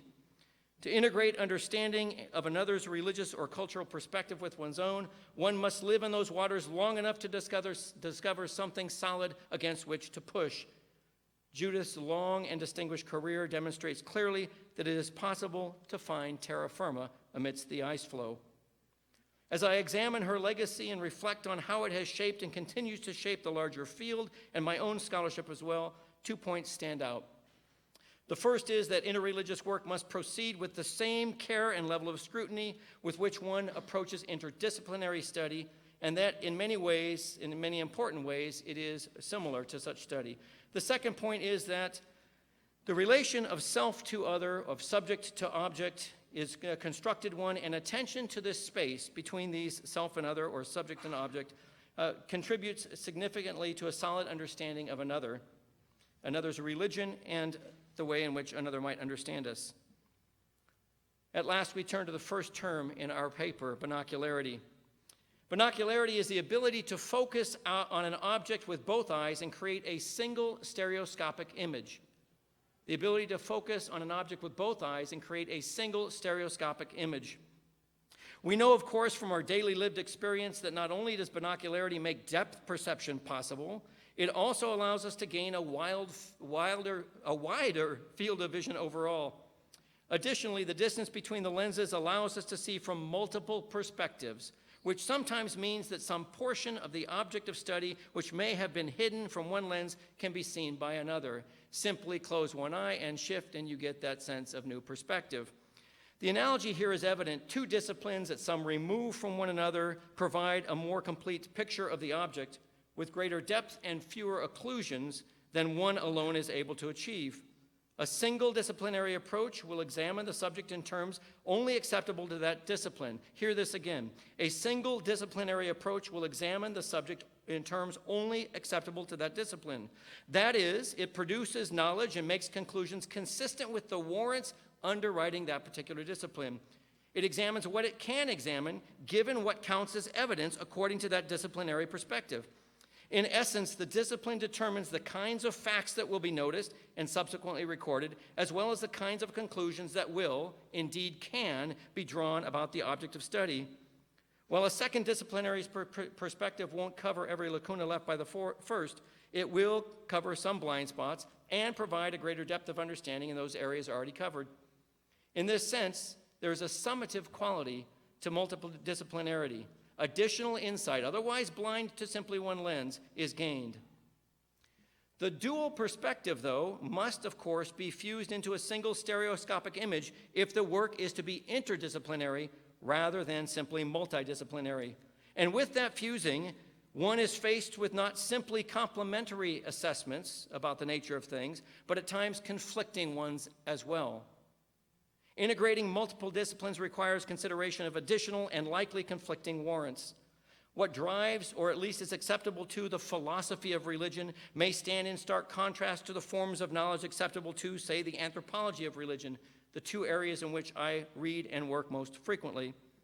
The point, of course, is that multiple disciplinary perspectives provide a richer, more complete picture of what's being studied than any single perspective may reveal.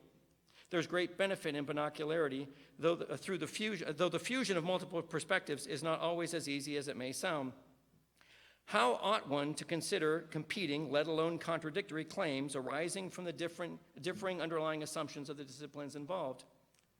In cultural anthropology, for example, indeterminate data become facts only to the extent that they've been authorized as such by disciplinary warrants, and are able to reliably signify something beyond their own immediacy without losing their highly local characteristics. To signify something beyond itself, there must be something about that data that allows for a degree of generalization without the loss of its particularity, the context in which it was originally situated. The trick in anthropology is always to maintain the tension between the highly local, concrete facts on the ground and the general aspect of culture that the individual fact has come to signify. Whereas anthropology is fixated on the specific, highly local dimensions of context-bound evidence, the philosophy of religion tends to tug in the other direction, looking for universal principles which are mediated by specific examples but range far beyond them, and leave that question. I leave this as an open question. How ought we to balance competing disciplinary perspectives? In a moment, we'll turn to interstitiality, but first, a very brief word about perspicacity, and I do mean brief. The solid epistemological ground I seek in my studies is perspicacity, that clear-eyed judgment, acuteness of perception, and depth of understanding that permits solid conclusions to be drawn. I seek what Judith has spent a lifetime demonstrating. It is not absolute truth or the universal proclamations of an earlier Gilded Age that seemed to so richly deserve those thick leather bindings that betoken their supposed permanence. Truth has become a more modest project, one writ entirely in lower case. While contingent to a much larger degree than we might enjoy, truth, or at least the genuine understanding attendant perspicacity, is still on the table. And at the end of the day, it will still set you free.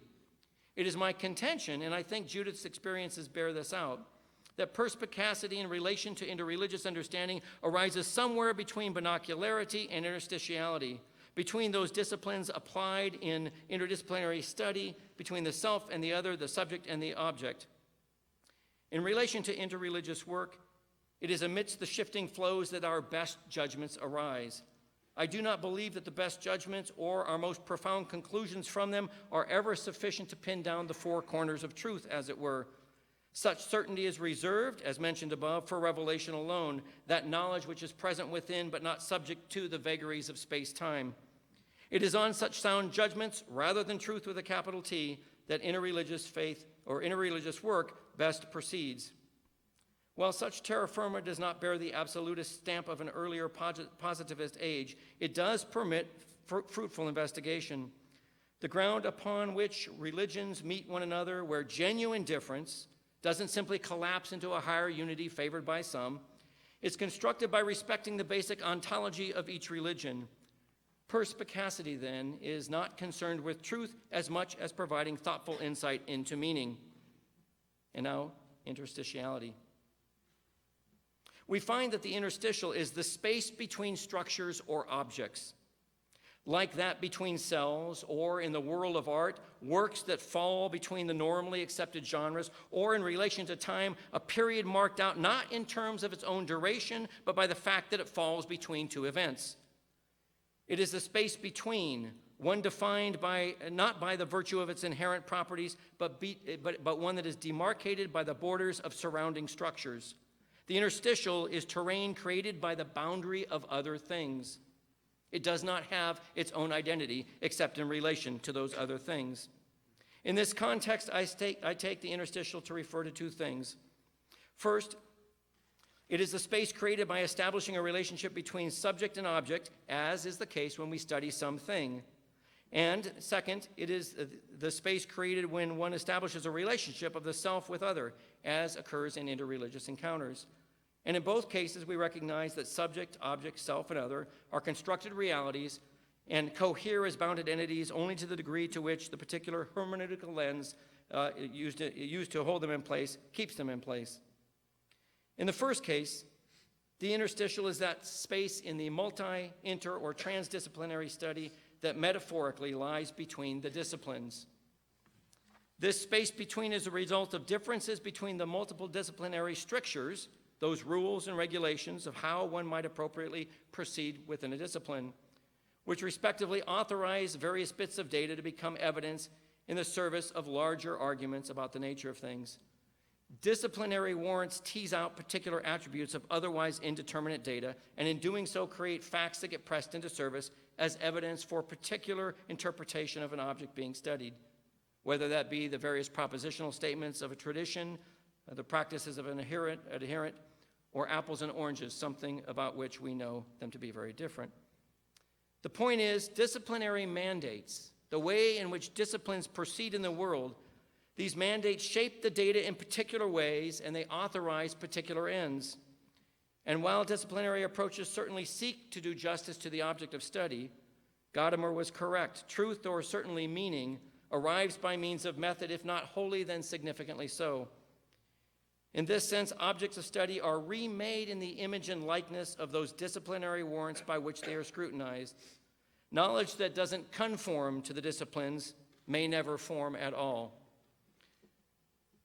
The interstitial here is the space lying between. It's formed by the shadow of the disciplines employed to observe the object. Lying in the shadows, they are largely ignored spaces, nothing more than the blank canvas on which the actual study takes place. Like the white space surrounding the letters on a page, the interstitial is not the focus of attention. But adding up the various ways in which data is sorted by the multiple disciplinary lines used does not exhaust the ways of understanding an object may be come to be known. While both disciplinary and interdisciplinary studies reveal, they also conceal. They speak and silence at one and the same time. The means by which we study something determines what is studied and what is concluded. What I'm suggesting is not simply that something gets skipped as a result of disciplinary bias or the limits of perspectival knowing, but also that something fundamental with respect to the object of study gets silent as disciplinary practices lay out both acceptable modes of investigation and analysis and the possible conclusions that can be drawn. Borrowing from Antonio Gramsci and his well-thumbed volumes on political theory, one might be tempted to say that the disciplines themselves functions hegemonically, silencing alternative viewpoints even as they establish their own dominance. However, that one can speak of multiple disciplines gives lie to the notion of the utter dominance of one. It is more accurate to say that each discipline functions ideologically, each one an explicit system of meanings, values, and beliefs which lay out how best to understand an object of study. But if particular disciplines advance only certain forms of knowing, what is left excluded from view, silenced by a specific set of disciplinary rules for what counts? In interdisciplinary study, the lacunae may be more easily noticed as both convergent and conflicting warrants from the respective disciplines engaged in the study highlight how things are similar and how they are different, what is brought to the fore and what is left behind. The kind of intense questioning of disciplinary presuppositions that attends interdisciplinary work, or ought to, defines more clearly the interstitial space which falls between the disciplines by sharpening the contrast of what will count, respectively, for each discipline as evidentiary facts and what will slip through the nets to be left unexamined. There's a second kind of interstitial space, one that is not with respect to the way in which the disciplines chop up the subject of study or the object of study. The second kind of interstitial space that needs to be examined is created when a relationship between self and, quote, other is established, as is the case in interreligious encounters, for instance. Certainly, the shape of the interstitial space of how one constructs the partnership and the relationship makes a difference. Every discipline cautions that the self and other are themselves constructed categories of understanding fraught with potential hazards. A year before Edward Said produced Orientalism, our colleague in anthropology on the other side of Hearst Avenue, Paul Robinot, published Reflections on Fieldwork in Morocco, 1977, in which he experimented with blurring and blending subjectivity and objectivity. Others in the field of anthropology have picked that up, producing in 1986 the volume Writing Culture. Clifford and Marcus show us what it means to be thoughtful in terms of our own position in respect to that of the other. The kind of reflexivity sought in such volumes is quite simply perspicacity, an elusive distillation of the dynamics of relationships, a perspective at once self-aware without being self-consumed, one that allows not simply for clear-sighted study or encounter, but poses the real possibility of transformation of the self as a result. Allow me for a brief moment to provide an illustration of such subject-object inversion from my own teaching experience, something that was recently published in Teaching Theology and Religion. For 18 years, I've been teaching at St. Mary's College in Livermore, and for those 18 years, I've been taking students to the site of my own ethnographic study, the Shiva Vishnu Temple in Livermore. And sometimes I experiment with giving them very clear guidelines and having them follow those guidelines. And other times I just say, go and experience what's going on. But I always provide some kind of a guide of how to be a good guest, etiquette, how ought one to proceed. They also will have read Diana Eck's short volume on darshan, right, which is that sort of reciprocal seeing, right, to see and to be seen.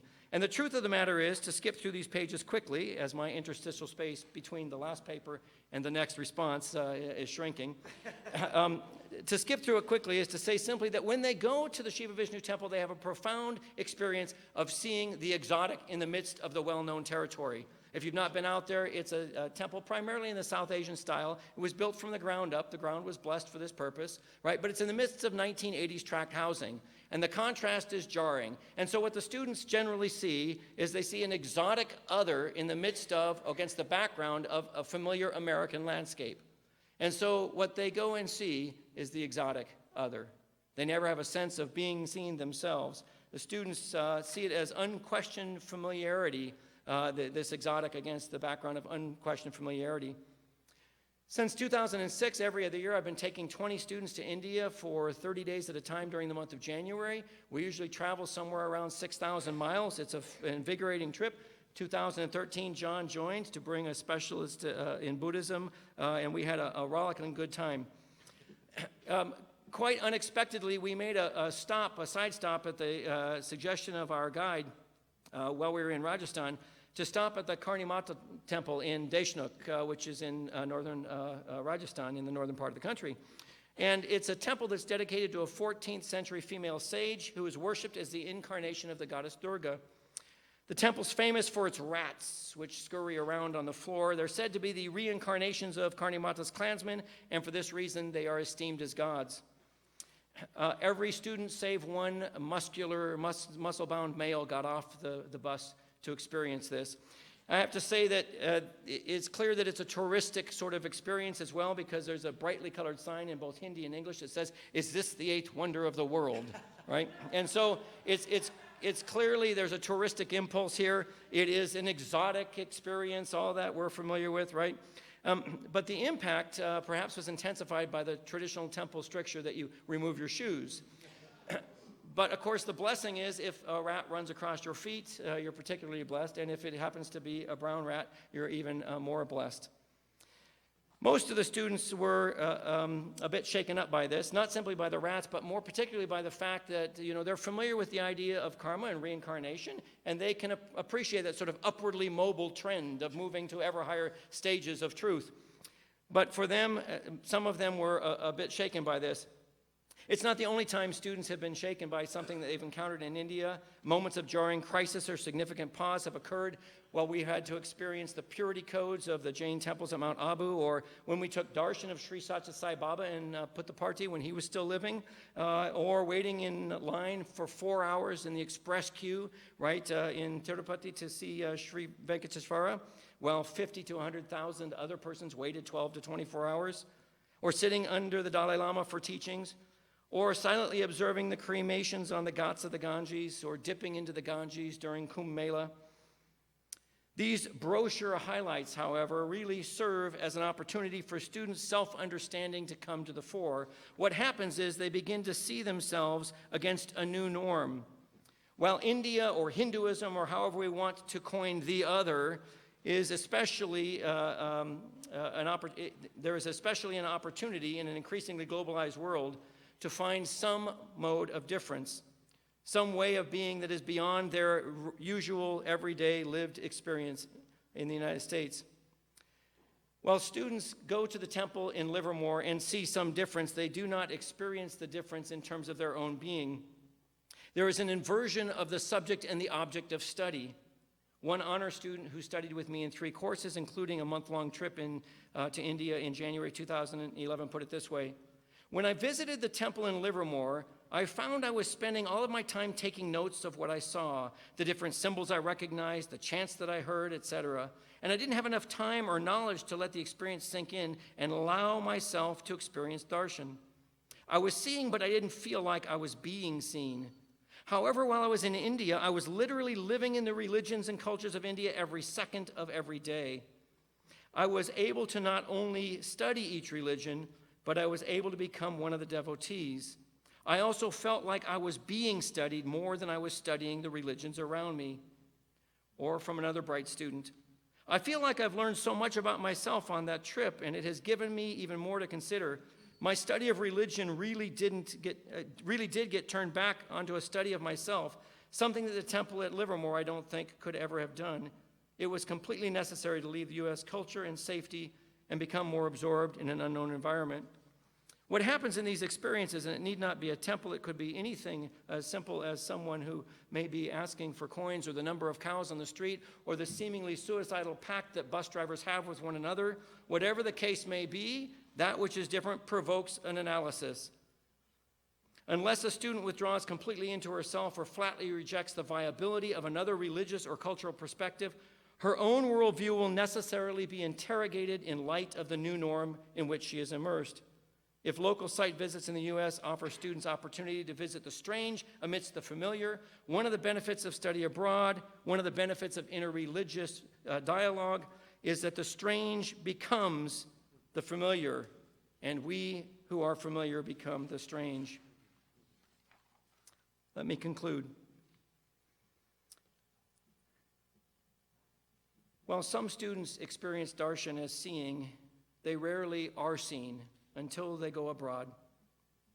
The inversion of subject and object, of self and other, can seem for a time to be an experience of sliding around on the slippery ice floes without any solid ground to push. It need not remain that way. The premise of this paper has been that absent the certainty of revelation that attends religions so well but travels beyond their shores so poorly, the terra firma, or solid ground from which one can successfully leverage thoughtful understanding in interreligious encounter, will be realized not as universal truth of an earlier age, but it will be realized as perspecacity, or clear-sighted judgment amidst the ever-shifting flows of ice. Further, the solid ground which gives rise to this is discovered equally by giving careful attention to binocularity with its disciplinary and interdisciplinary insights, and to interstitiality, which gives voice to the otherwise unexamined relationships so much a part of interreligious encounters. I am deeply grateful for Judith's sagacity in all things, but especially for demonstrating in her teaching and in her scholarship that retreating behind the barricades of religious exclusion is not where one finds the terra firma on which genuine understanding may be realized. To misquote, "When there is not enough faith, there is lack of good faith. The sage is self-effacing and does not utter words lightly. When her task is accomplished and the work is done, all the people say, 'We ourselves have achieved it.' Thank you, Judith, for having faith and for making it look like we did it ourselves."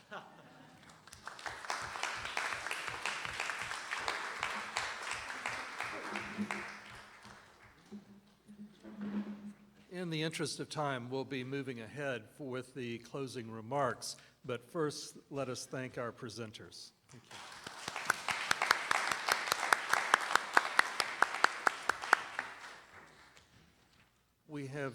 We're going to do that later, okay. We had scheduled on the program some closing remarks from Fumitaka Matsuoka, retired Professor Emeritus here at the Pacific School of Religion. He unfortunately is ill and not able to be here, but I understand that Sharon Thornton is, there she is, hi Sharon, that you're going to make those remarks for him? Yeah, please come on up. This is Professor Sharon Thornton, who is Fumitaka's wife and today spokesperson.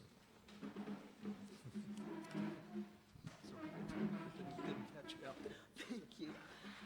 Well, first of all, let me just share with you that Fumitaka was deeply, deeply disappointed that he couldn't be here, for this. And so he asked me to come and share the remarks that he prepared.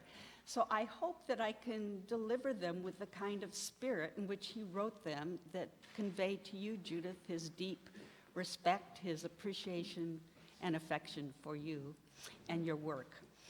I know that imagination is one of your key values. So perhaps those of you here can use your imaginations and imagine an attractive enough Asian American male whose roots are in Tokyo is standing here before you to give you these words. So with that imagination intact, these are what Fumitaka prepared for you this morning. Conversation. This symposium honoring Judith Berling's teaching and scholarship is titled Learning as Collaborative Conversation. This is an apt topic for this celebrative but also bittersweet occasion. On the subject of conversation, it is said that there's an inscription in the Book of Common Prayer that is housed at the Coventry Cathedral in West Midlands in England that reads, "You are entering in a conversation that began long before you were born and will continue well beyond your time." These words of greeting also frame the contributions that Judith made through her administration, teaching, and scholarship. I had a privilege, the I being Fumitaka, I had a privilege of participating in some of Judith's numerous conversations when I came to PSR as academic dean in 1993. Together, we toiled and rejoiced together in GTU Council of Deans meetings. We traveled to China and Hong Kong as part of the GTU Asia Bridge Project delegation. Together, we also worked as the PSR faculty, contemplated a comprehensive interdisciplinary curricular revision. And before my retirement, I had a chance to lead with Judith the IDS doctoral seminar. All along, we engaged in very rich conversations indeed. Just as the contributors and participants of this symposium have attested, the path of Judith's personal, scholarly, and teaching conversations has been wide and deep and hospitable with her students and with her colleagues. Her own faith journey encompasses conversations from her Presbyterian upbringing, her flirting with the United Church of Christ and the Quakers, in her undergraduate days, and finally coming home to the Episcopal faith tradition. Her faith journey has been a journey full of inquisitive, deep, and searching conversations. The art of conversation is an art in hearing as well as in being heard. Her faith journey, too, has been both hearing and being heard, a collaborative act. So this afternoon, I would like to comment on 3 areas of Judith's contributions: her GTU deanship, her interdisciplinary studies, and interfaith relations. I first came to know Judith when she was the GTU dean. What impressed me about her style of administration was the fine and delicate balance between the challenges of town and the traditional gown that Judith negotiated and maintained. Judith came to the GTU as dean when the influences of Protestant neo-orthodoxy and pre-Vatican II Catholic orthodoxy were already waning, and the contextualization of theological endeavors and liberation theologies were exerting their impact upon theological education. Postmodern and post-colonial scholarship were also beginning to shape the theological and religious thinking in the academy. Judith knew keenly both the potentials and limitations of these discourses. On the one hand, she was concerned about the danger of moving too fast and throwing away what was perceived by some circles of theological educators to be an old-fashioned and musty orthodoxy. She was hesitant to simply discard what had preoccupied the academic communities since the beginning of the Enlightenment in favor of praxis and practice. On the other hand, she was deeply concerned about the highly particularized and esoteric nature of some trends in academic communities that tended to promote what seemed to be an over-ideological and confrontational approach to praxis-based theologies. In trying to balance the received traditions and emerging voices, Judith once wrote, "Articulating a scholarly voice that is grounded in and sensitive to experience, location, and embodiment is more challenging than assuming a traditional authoritative voice grounded only in a stream of texts. But it is a voice that also speaks more directly to the experience, location, and embodiment of one's readers." Judith, in her role as GTU Dean, embodying, as one of you pointed out, the inseparability of knowledge and actions as not only the highest truth, but also a way of life or an art of living. At the same time, when the GTU was increasingly viewed more like a place of educational utilities, for example, consortial services, Judith maintained that the GTU is a strong graduate school of theology. Her pioneering work in establishing interdisciplinary and interreligious studies, and her focus on the involvement of all member schools to function as a whole, that is, the GTU is more than the sum of its parts, underscore her deep theological commitment. At the GTU, the Association of Theological Schools, ATS, the American Academy of Religion, AAR, she advocated for a necessary tension between these intersecting theological currents of the day, and she refused to move overly in any one direction, whether in scholarship, teaching, and administration. She gracefully held these tensions as both a respected teacher, a scholar, and as a wise administrator. Her interdisciplinary studies. During Judith's tenure as scholar, teacher, and administrator, she saw the rise and decline of many centers affiliated with the GTU.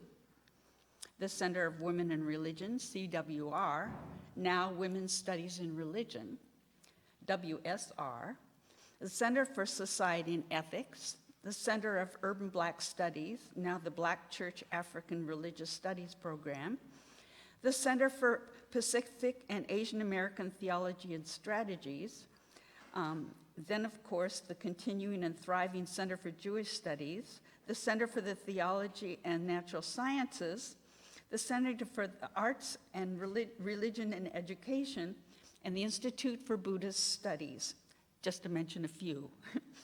There are other centers and affiliates that have been established since then. When Judith began her academic administration at the GTU, it was an era when we were aware of the importance of naming and valuing the identity of each community and its challenges. At the same time, there was also a danger of the scholarly teaching and learning communities that were increasingly becoming fragmented in their efforts to recognize the value of diverse representations of disfranchised and previously under-recognized communities. Hyper-differentiation was the name of the game. As we are aware, this trend has progressed to the point where differentiation could become fragmentation, coupled with the polarization of one group against another.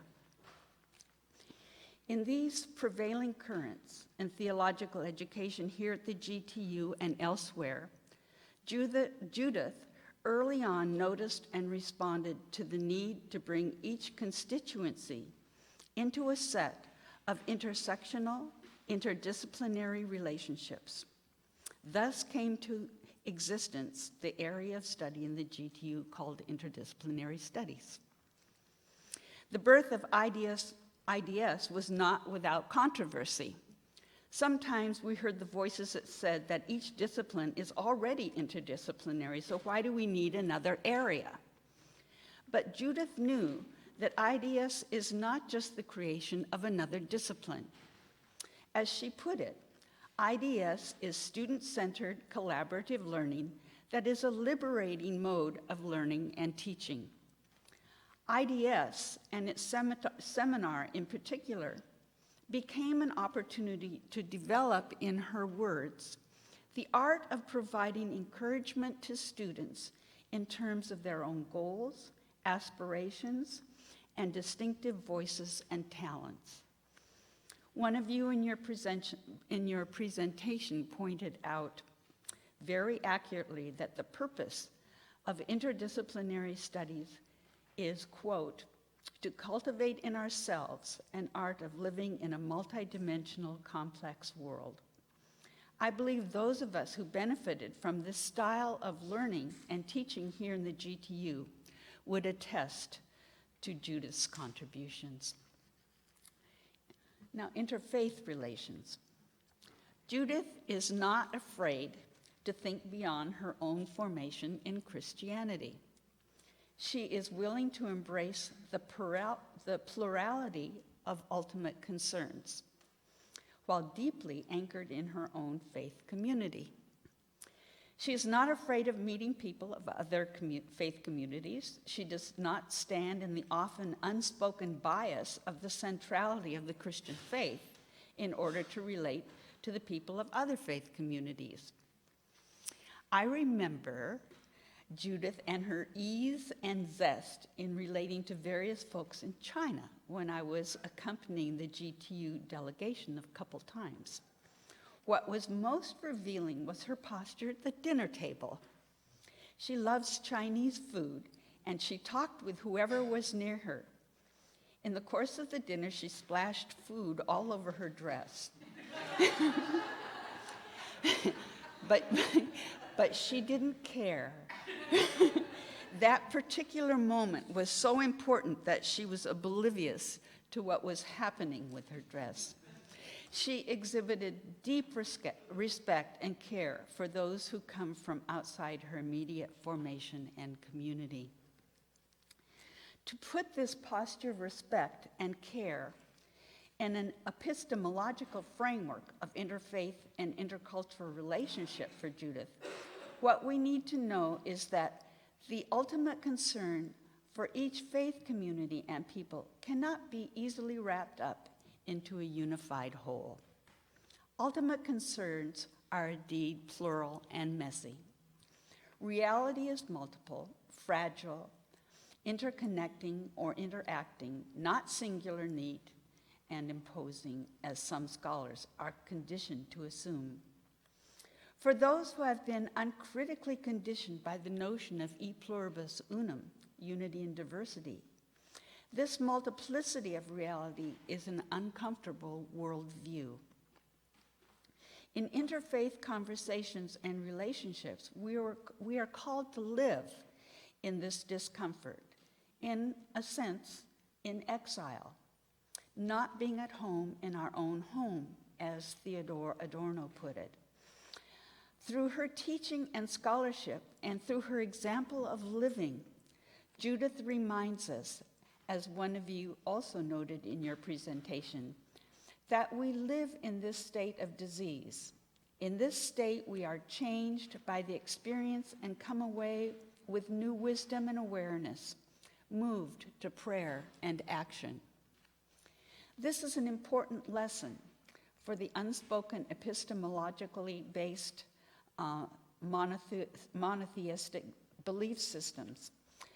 While we may firmly believe in one God, we also need to acknowledge, as my dear colleague, Professor Archie Smith Jr. used to say, we cannot teach what we do not know, and you cannot lead where you do not go. In other words, we don't know what we don't know. There's an element of beyond what we already know, or as we would say here at the GTU, the whole is more and beyond the sum of its parts. Again, Judith Berling put it this way. From interreligious learning, I have come to articulate a process of cross-cultural and interreligious learning based on hermeneutical principles that help me stay alert to the various principles and layers involved in that process. Judith, in her commitment to interfaith relationships, exhibits respect and care for others, but also a deep sense of self-reflection and humility, a lifelong conversation indeed. So as we contemplate Judith's lifelong contributions to theological education and religious studies, I believe the title of Nell Morton's well-known book, The Journey is Home, captures Judith's embodiment of teaching and learning. Education is a journey of collaborative conversation. For Judith, a journey of conversation is indeed home, unsettled at times, but deeply enriching for those of us who join the conversation, a conversation that began long before we were born and will continue beyond our time.